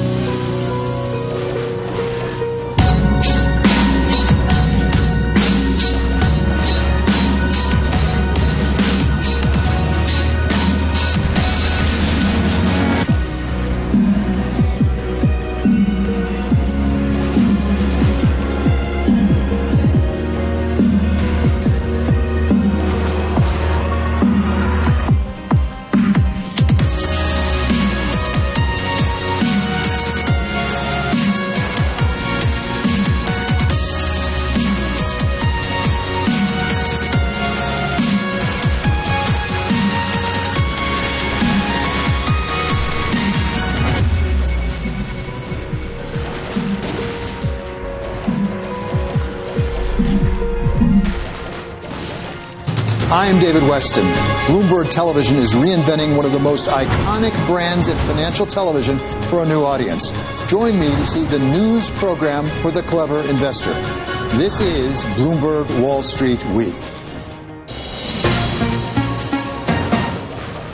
Live from New York City, I'm Bonnie Quinn, along with Guy Johnson in London. This is the European Close on Bloomberg Markets. Reaction pouring in after President Trump announced a temporary halt in payments to the World Health Organization. The WHO held a briefing earlier this hour saying it will continue to work with every country and partner and will look to fill any funding gaps with partners. For more, we're joined by Kevin Cirilli, Bloomberg's chief Washington correspondent. Kevin, what else are we hearing about the president's stance on the World Health Organization? Is this something that could be reversed quickly? It could be, but look, I think from the president's perspective, he's really walked the double line in the sense of, on the one hand, from a policy perspective, issuing new directives as the United States continues to navigate its relationship with the World Health Organization, but at the same time, publicly not targeting Xi Jinping, saying that Xi Jinping is someone who he has a great deal of respect for. So the tone coming from the president, at least, on China, very different than what he's actually doing for the World Health Organization. Beyond that, I can tell you that in conversations all throughout the past couple of weeks with Republicans and Democrats and their staff in Congress, there is agreement as it relates to a deep sense of skepticism for how China handled their response to the coronavirus. Kevin, given the fact that the scientists are reasonably appalled that the president has made this decision, is the Republican Party behind him? Is he being pushed to make such a decision on the World Health Organization by the Republican Party? I don't necessarily think it's just the Republican Party. I think that Democrats are sounding some alarm bells, but just even yesterday talking with a Democratic staffer, Democrats are going to have to figure out how they are going to message the Democratic Party's response to China, because there is, again, that deep sense of skepticism that China mishandled this, and that appears to be bipartisan. Even predating the pandemic, there was a contingency of lawmakers up on Capitol Hill, people like Senator Mark Warner, even to some extent House Financial Services Committee Chairwoman Maxine Waters, who all had been working from a national security perspective and an economic perspective about ways Republicans and Democrats can work together to have a more targeted approach with China. But the bottom line is that there appears to be different factions of communication going on publicly from a policy standpoint and from a communicative standpoint. And that good cop, bad cop mentality is an approach that the administration had taken before. But this is the beginning, I was told yesterday by a former senior advisor to the Senate Foreign Relations Committee, this is the beginning of a dramatic shift in the way that the United States engages with China. And it's not just the U.S. and China relationship in a vacuum. The administration likely will have to weigh how they engage with Europe, and that might mean a different approach on trade policy in order to get the Europeans back on the side of the United States as they continue to weigh what Europe's response will be with China. Kevin, at what point are we on a fourth round of stimulus or disaster aid? Yeah, so I would say that my reporting's still sticking with the timeline of sometime over the next 2 weeks. I do think it's going to be a much more contentious fight and polarizing fight with the Democrats and Republicans, just given that they've all been in their districts for quite some time now. But, you know, I also would argue that the execution of implementing the last round of stimulus has been a bit rocky at best. And I think that there's going to be some more criticism, but also some more structure in the next round of stimulus based upon conversations that I've had about making sure that the next round gets executed more effectively. And look, I think the last round of stimulus focused on industries. This next round of stimulus, again, based upon my reporting, could have much more of a large portion of states and municipalities and local governments getting some checks as well to make sure that government workers don't have to be furloughed or worse, fired. why is the president's signature ending up on all the checks that are going out? What does this tell us about the kind of state of mind in Washington? Guy, I totally respect the question. I was wondering if I was going to get asked about that.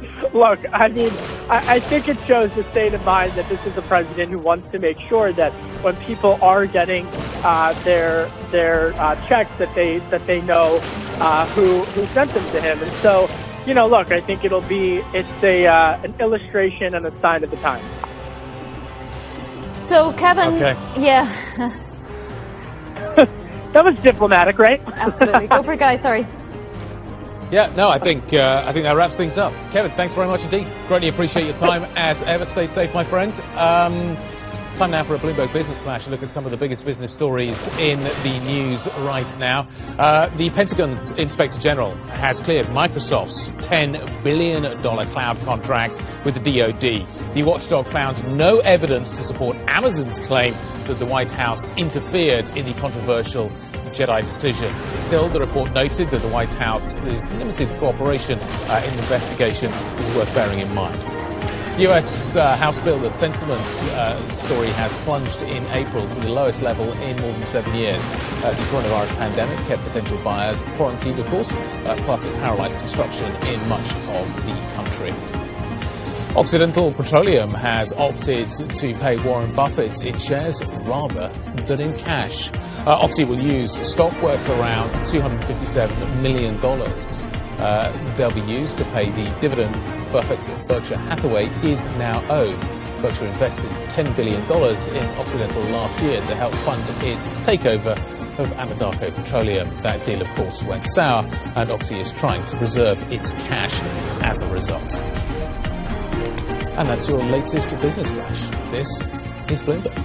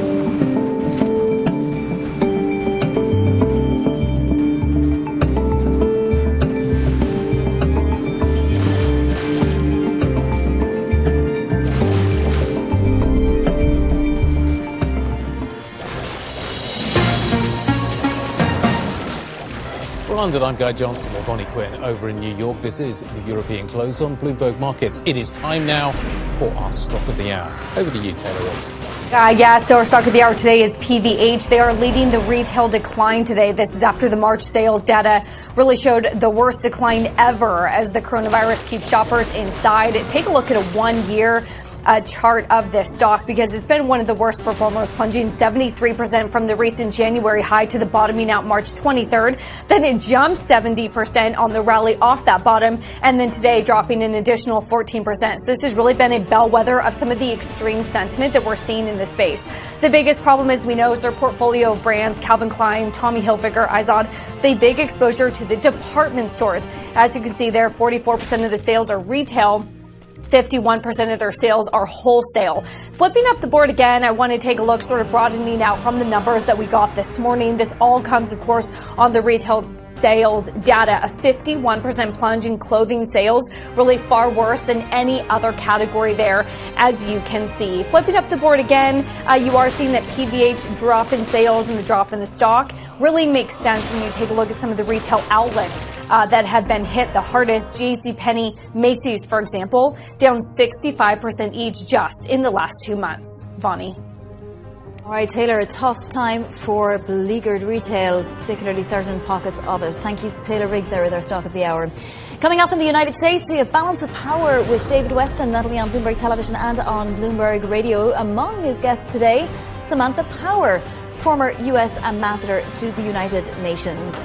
There's also going to be the Saudi finance minister. You do not want to miss the next hour on Bloomberg Television and the following hour on Bloomberg Radio. Right, let's have a look at where we stand markets-wise now in the United States. The Dow is down 2.7%, as is the S&P 500. Quite substantial losses there. The Nasdaq avoiding the worst of it, but it is still down 1.9%. So we've come to the end of our winning streak, it would appear. The VIX is back up to 42, the dollar index at 99.57.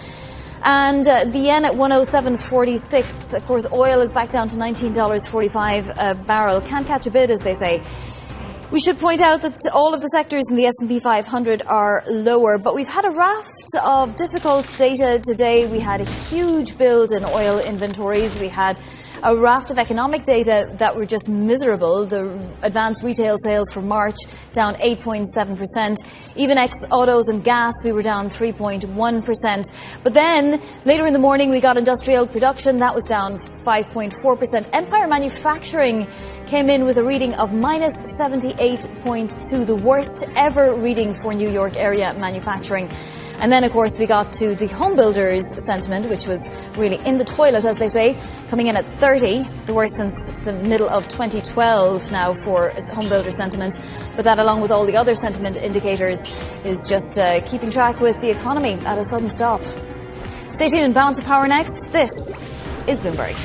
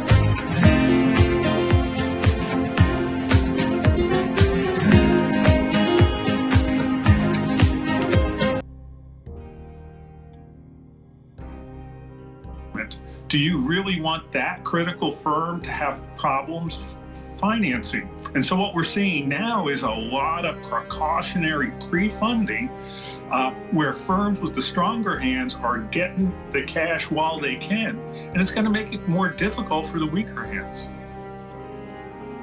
I understand, Vincent, and we're out of time, but of course I'm going to be bringing back quite often as we continue to see that sometimes the Fed may be overwatering certain sectors. Thank you for joining me today. Carl, back to you.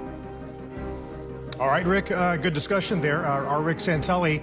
Guys, it's been quite the morning session with really very few things working, Dom. You had oil and the banks favoring the bears today. Obviously, the eco data was abysmal. We did see some all-time highs once again on Amazon and for a brief moment there, Walmart. So some of those winners continue to work. You know, so Carl Morgan, I think, and especially this, we've just been prepared for such bad, historically low headlines on so many different fronts. And Morgan, the data just gets worse and worse. It does. But with that, I think we are done with Squawk Alley. So let's get over to the judge in the half.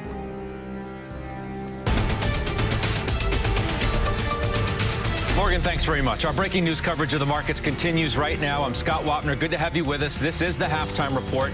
Stocks, as you see, decidedly lower this hour, the biggest drop in a couple of weeks for the major averages. Some dreadful economic data today combined with more earnings reports. That is the narrative now as we continue to assess the state of the economy, what all of this means now to your money. We'll discuss and debate it today with our investment committee. They are by my side, albeit remotely, as always. Jim Lebenthal's here. Steve Weiss is with us. John Najarian. Amy Raskin is the Chief Investment Officer of Chevy Chase Trust. Michael Farr is back with us as well, CEO of Farr, Miller & Washington. Hope everybody is doing well. Let's check on the markets today, give you a look at what stocks are doing this hour. 2 2/3% decline for the Dow. That's more than 600 points. There's the S&P down about 80 points. That's 2 3/4%. NASDAQ, not quite as bad, still down 2%. And there is the Russell, yet again, seems to be either the outperformer on the upside or the downside. And that is where we find ourselves today. So, Steve Weiss, let me turn to you as we begin our debate on stocks today. I saw you said earlier today in a note that you're surprised that we're down as much as we are today. Why? Well, you know, none of the news, I mean, the numbers were new, and maybe it slaps you in the face when you see them versus what your expectation is. So the reality sometimes takes you lower.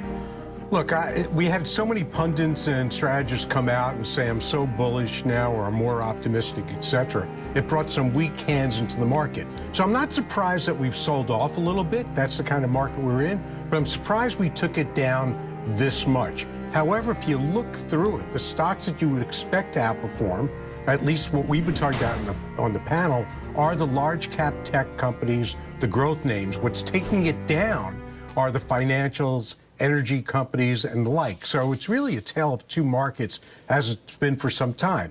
So it's really the velocity of the decline. I'm encouraged that this is where we seem to be stopping for now, although the last half hour of trading is always when the market has been making a move. So we'll see. But I'm still comfortable in my position, still have cash. Yeah.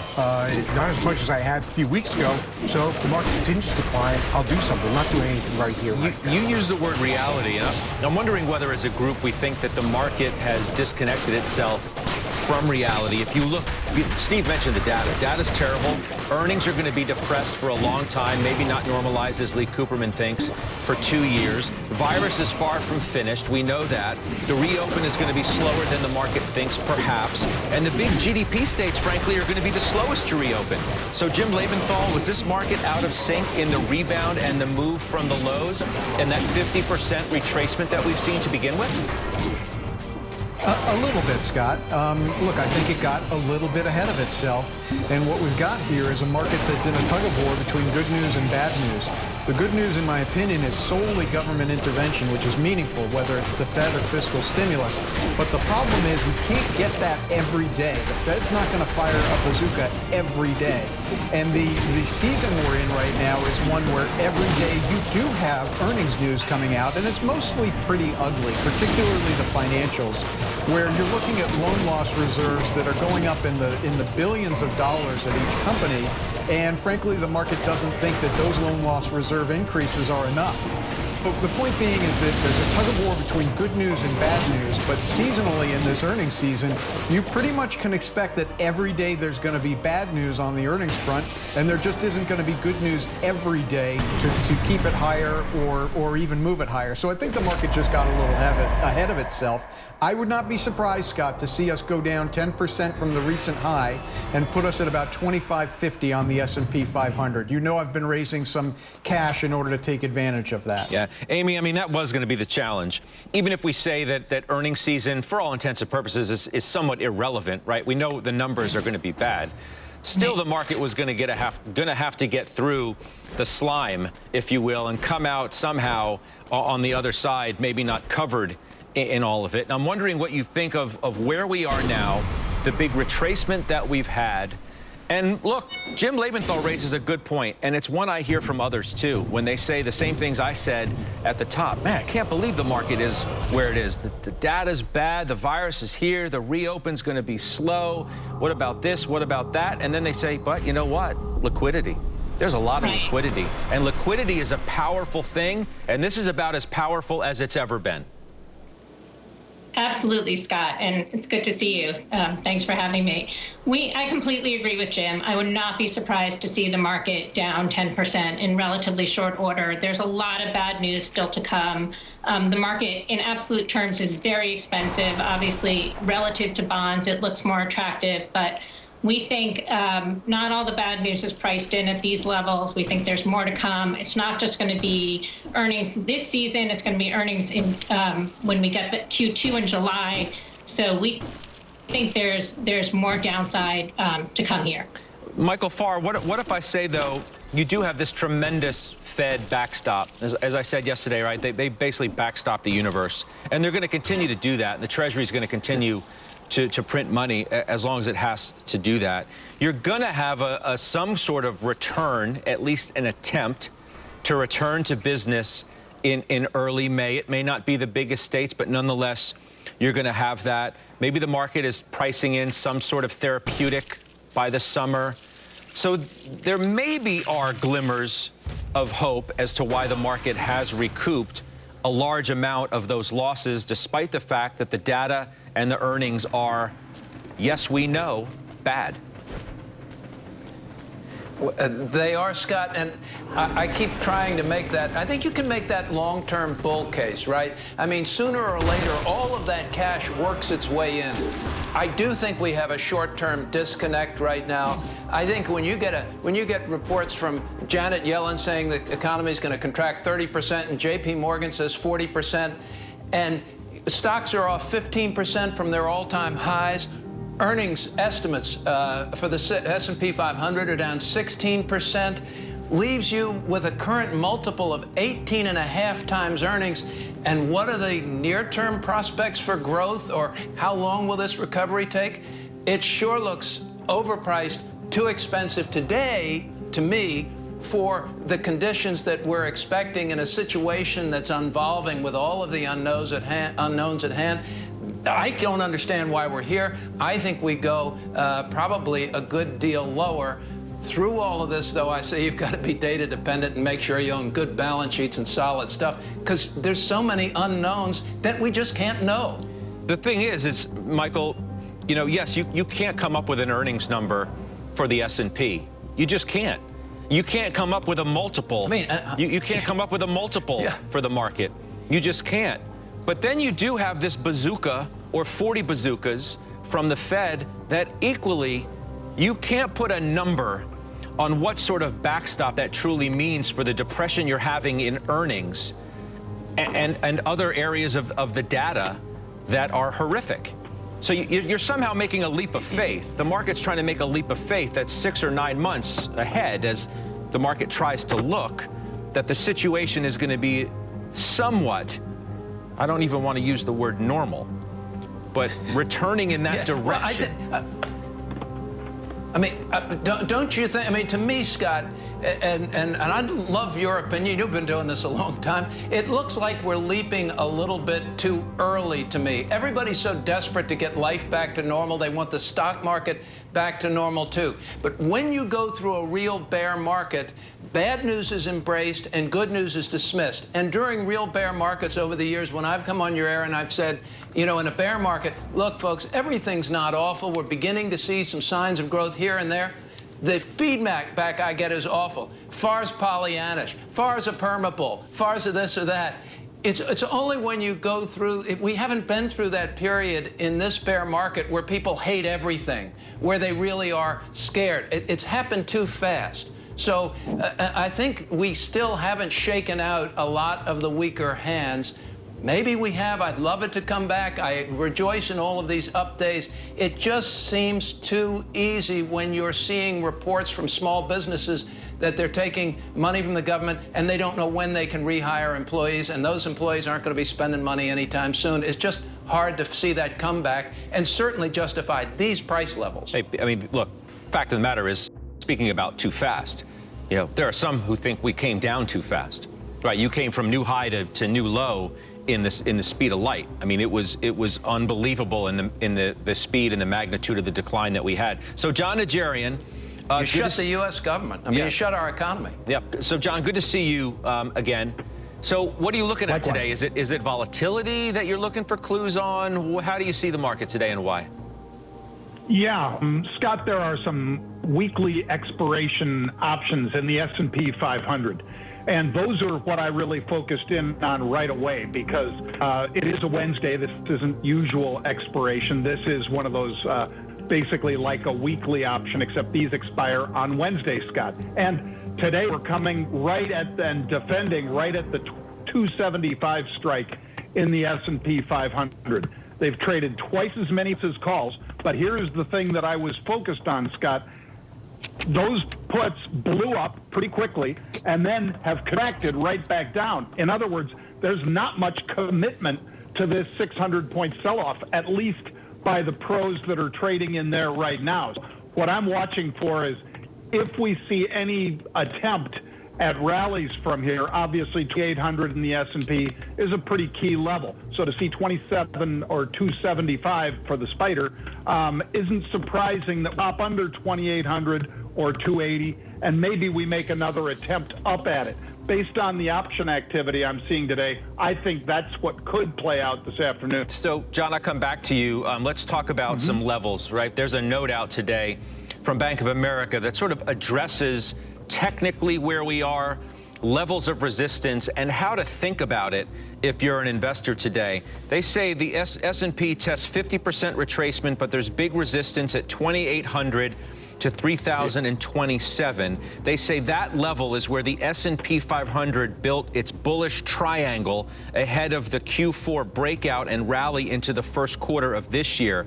That's the big battle line resistance and may offer a powerful source of supply. Now, they do say if investors sell into that, and look, you see where we are on the S&P today. If they sell into that resistance zone, the potential for a retracement of the 20% rally from the lows of March 23rd increases. Now, we don't deal with a lot of technicals on this show, and I don't know what you make of that. It ultimately comes down to the bottom line question of whether you think that we are past now the road of going back to the lows of March 23rd, or you think it's still a possibility, John, that we could do that?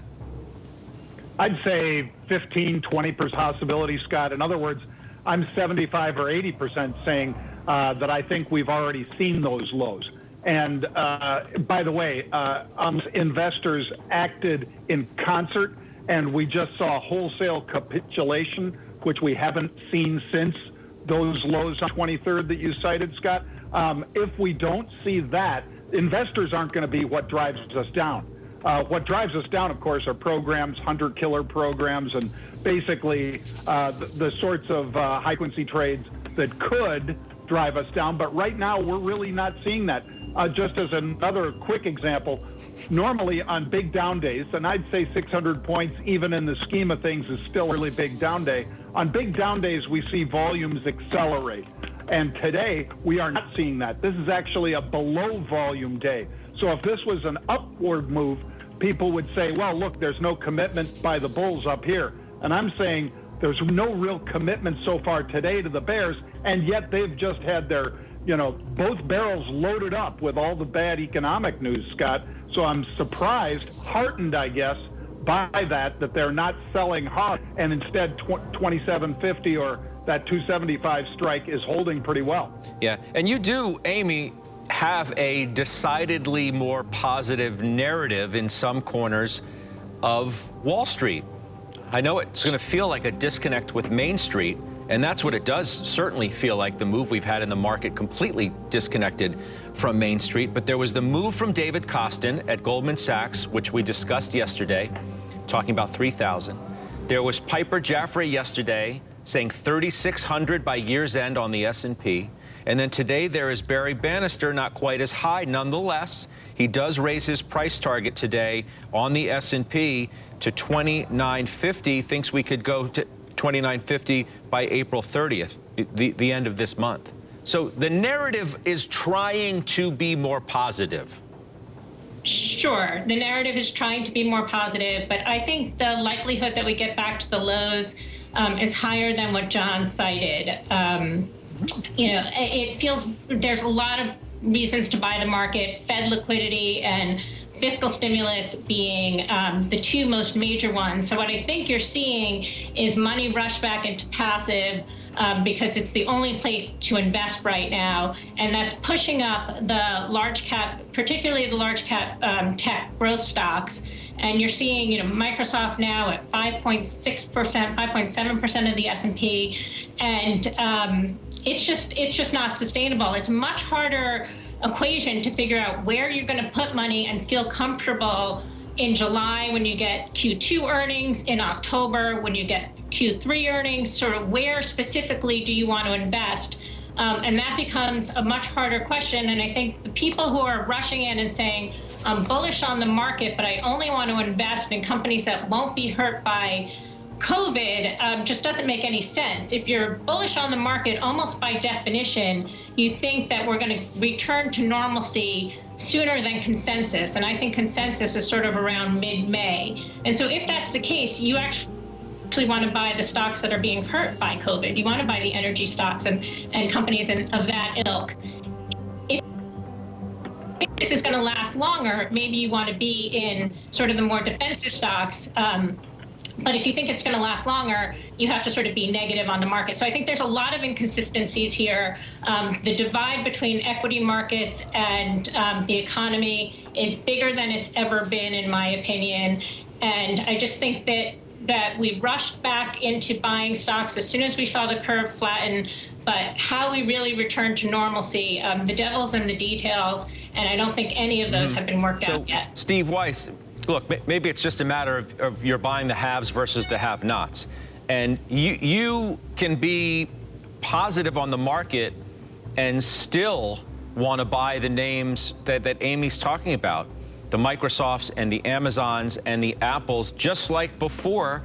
The tilt was heavily weighted towards those stocks even during the bull market. It's not like during a positive market, you just have to say, well, you don't want to necessarily buy those. You can go in other places, too. Those are the ones that have led all along. So why would it be any different this time, especially when they happen to be either technology or communication services names, the ones who are arguably going to be the ones who are better off, more flush with cash and have more flexibility on a number of different fronts? No, I don't think you want to be any different. Look, take a look at two names that I own. Skyworks, which got too big because I bought a lot at the bottom and shaved some, they came out, pre-announced yesterday, and they came out with good numbers. Now, they don't know what the rest of 2020 is going to be, which makes any forecast for the end of the year somewhat specious in my view, because to Michael Farr's point, we came in today at 18.7 times forward 12 earnings, where the market historically trades at 15 times. So why should we be at a premium with the backdrop that you set? Then there was another company, Inphi. They announced on Friday and gave their full year guidance, and they blew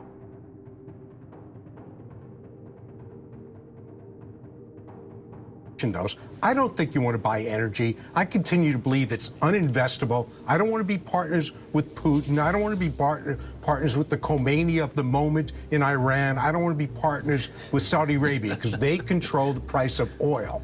So haven't been in energy for a long time. No reason for me to go there. So look, I do think the market trends down. I don't think it being down 30% was unreasonable or rational. Maybe we got there too quickly, but we got where we should have been. So the question is, where do we go now?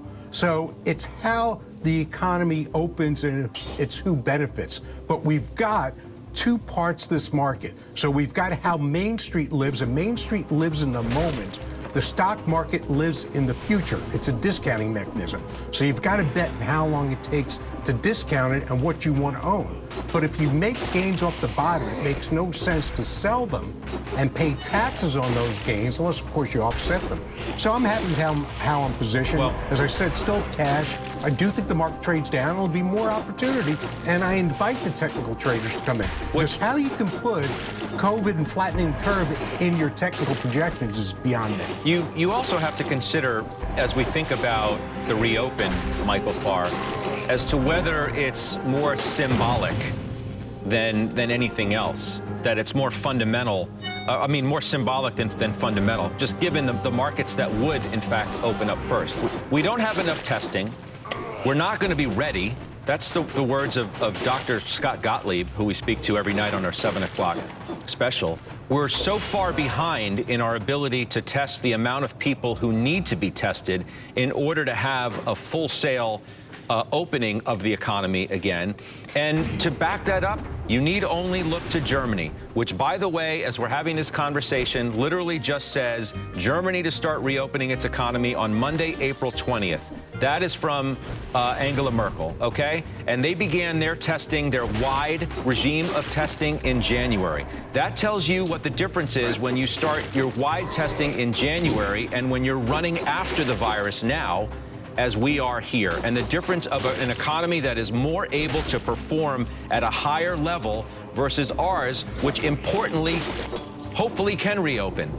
But really, the output that you get out of that economy that's reopened, but these centers of GDP like New York and LA and Chicago and Detroit and other areas aren't able to even get back open yet. And I think that's right. And your point about optimism is really important. I mean, so yes, we're seeing a disconnect in stock prices and what we are going to see about trying to get, the West Coast and New York and other things open again. The optimism is really important. I mean, when the Fed looks at things like inflation, they look at not only the inflationary data today, they look at expectations for inflation. So if we can keep a positive attitude economically, not just as investors, but as Americans and the business owners, if we can still stay encouraged and engaged, yes, that's going to speed things. Are we going too far, too fast? Yeah, I mean, you kind of, it always makes me nervous when I agree with Steve Weiss, just a little bit. I'm sure it makes him nervous when he agrees with me. But, I get nervous when you agree with me, because I prefer to be right. Well, you're right when you agree with me, Weiss. You understand how this works. And I think you're smarter, by the way, when you agree with me. But I think that, yes, if you see, if we could see what the expectations were, we would know how to deploy our money. The problem is we don't know what that expectation is, and we can't figure out the course of the disease. We can't figure out how long it's going to take people to get back to work. So actually, to follow Amy's advice, too, where you continue to be cautious and you pick your spots with solid balance sheets and, defendable businesses that are going to continue to make money, seems to be the most reasonable course for optimistic investors. Jim, you're still looking at selling more than you are buying with your, I think it is 8% cash position. From what I look at here, you've trimmed stocks, at least one, and you're still waiting before you would pick anything else up.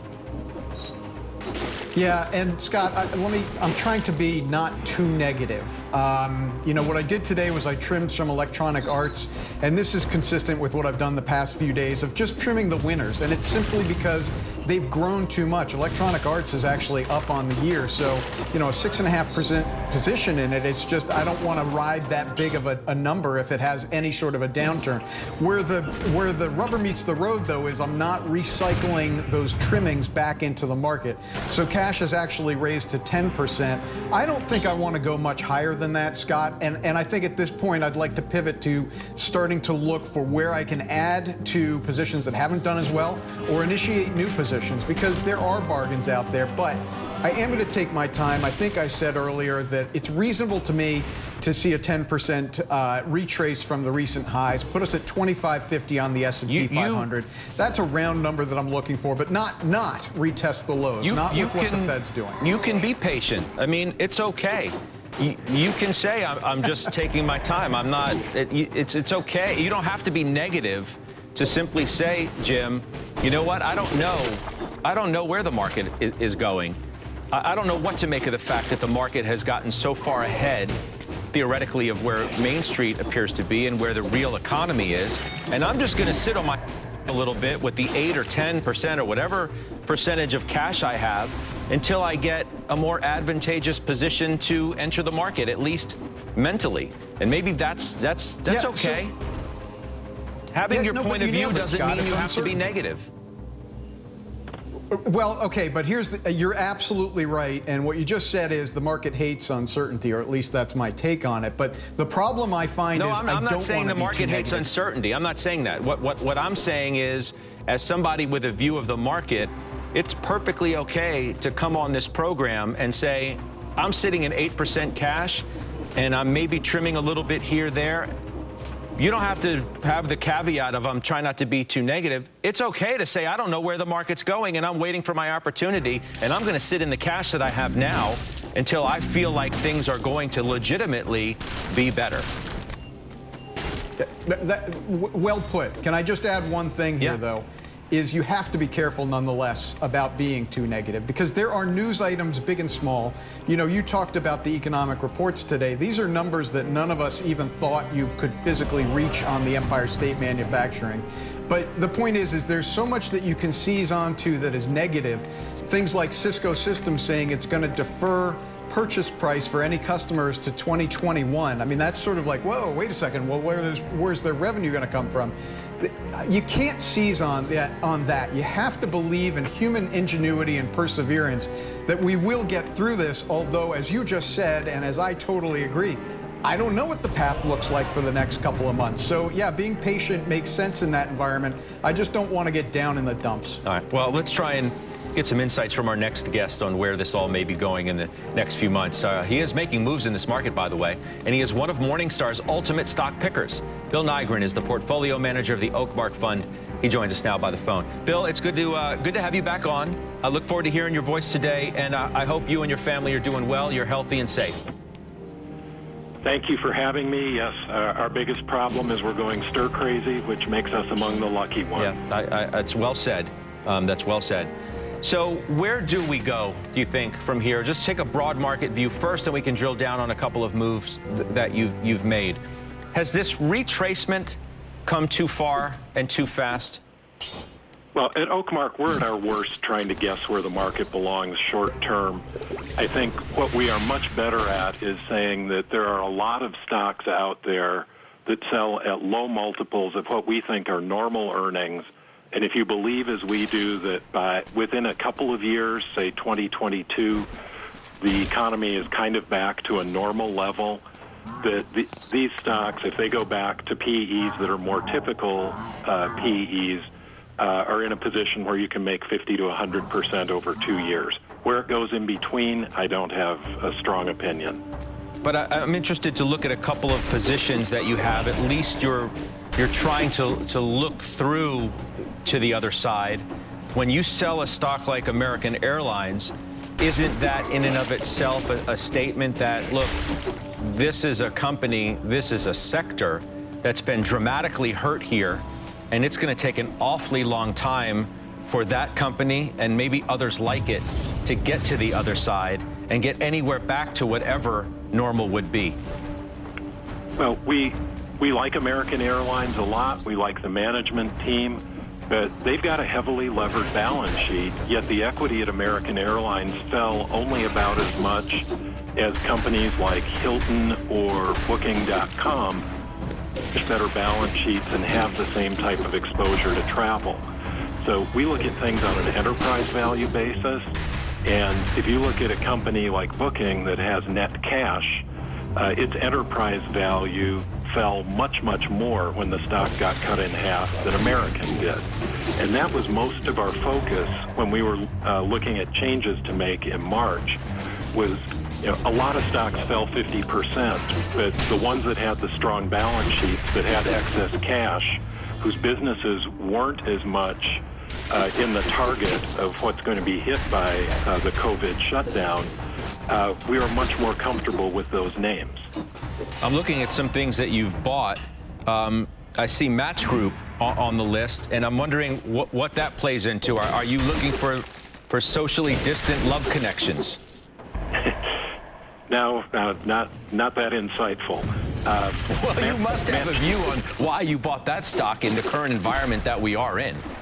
Oh, no, I absolutely have a view on why we bought it. I don't have a view on what kind of social distancing dating is going to what form that'll take over the next couple of years. But Match.com, it doesn't look like a value stock on the surface. It sells at an upper 30s PE multiple, but they are the leader in online dating. Their biggest product, Tinder, has yet to monetize 90% of the users. And the company has said that engagement is up significantly during the shutdown. So users are finding it a very valuable product. As we look out over the next couple years, the growth in paid Tinder subscriptions ought to be very significant. Tinder is not charging as much as Match.com did when it was a desktop product. We think that gap can narrow, and we think the company will make progress on monetizing more of these users that are currently using the free product. So when we look on a value per user basis, assuming more of them get monetized, this to us is a very cheap stock. I see you bought American Express. Tell us why. Sure. I think a lot of people look back at the crisis and say, a decade ago, American Express didn't fare very well in the downturn. It was commercial paper funded then. Now it's deposit and long-term debt. It was way behind on consumer rewards. Now they have comparable rewards to other issuers. And they used to charge merchants more than MasterCard and Visa did. Now they charge the same. So the company isn't nearly as disadvantaged as it was a decade ago. When we think of Amex, we think of it as kind of a sum of the pieces, that 2/3 of this business is kind of like Capital One that we own and like a lot, sells at about 5 times earnings. On a trailing basis, of course, earnings this year aren't going to be that good. But then the other third is more like MasterCard with the payments network. And American Express right now is selling at about 10 times last year's earnings. If you look at that mix of 2/3 Capital One, 1/3 MasterCard, and where they sell today, it would be at about 14 times earnings. So we think there's a good gap to be closed there. And how about two others that are new? Workday and Pinterest. Right. Again, names that you don't expect to see in a value portfolio. That's right. That's why my eyebrows raised when I see that. Both stocks fell more than 50% during the decline. Both companies have excess cash on the balance sheet. So the price that investors were paying for the business actually fell more than 50%. We think both businesses are less affected by the shutdown, with Workday being primarily a SaaS provider for enterprise software to large businesses, and Pinterest, with people at home now, the time they'll spend on Pinterest to figure out their wedding plans or honeymoon plans or next purchases and how they redo a room, that time is likely to go up. Pinterest we think, can eventually monetize their users at about half the rate that Facebook does. But currently in the market, the value per Pinterest user is about 1/10 of what you pay at Facebook. And on Workday, stocks selling at about 7 times revenues, expected revenues, and businesses like Workday that have been acquired over the past couple of years have tended to be acquired between 10 and 12 times revenues. So both, we think, are significantly undervalued relative to private business value. We appreciate your time, as always. You stay well, and we'll talk to you again soon. Thanks very much. Bye-bye. All right, that's Bill Nygren joining us from the Oakmark Funds, the portfolio manager. Up next, a few companies are suspending dividends so far during the volatility. However, there are those that aren't. We're going to discuss the future of dividends. When we come back, you can always watch and listen to us live, by the way, on the go in the CNBC app. Halftime's back after this. If I could just get a hand vote on a universal digital tax, I wouldn't say there was a majority in the room for one way or the other. Do it properly within the multilateral context. It is a proportionate tax. It will fall away once there is an international solution. If people want to just arbitrarily put taxes on our digital companies, we'll consider arbitrarily putting taxes on car companies. It's like a Damocles sword hanging over Europe. We can do what we can to avoid tariffs. Are you concerned about the threat of a trade fight? Every customer we have is focused on that. You're a European company that could be collateral damage in a trade war. They're not getting paid for being frustrated. The US government has been very decisive. I was very optimistic about the signals I was getting from the meeting between Trump and Ursula von der Leyen. This is the time for a global agreement and not for a global dispute. Europe is a tough negotiator. Retaliation measures are part of a toolkit. If we don't get something, I'm going to have to take action. They're going to make a deal because they have to.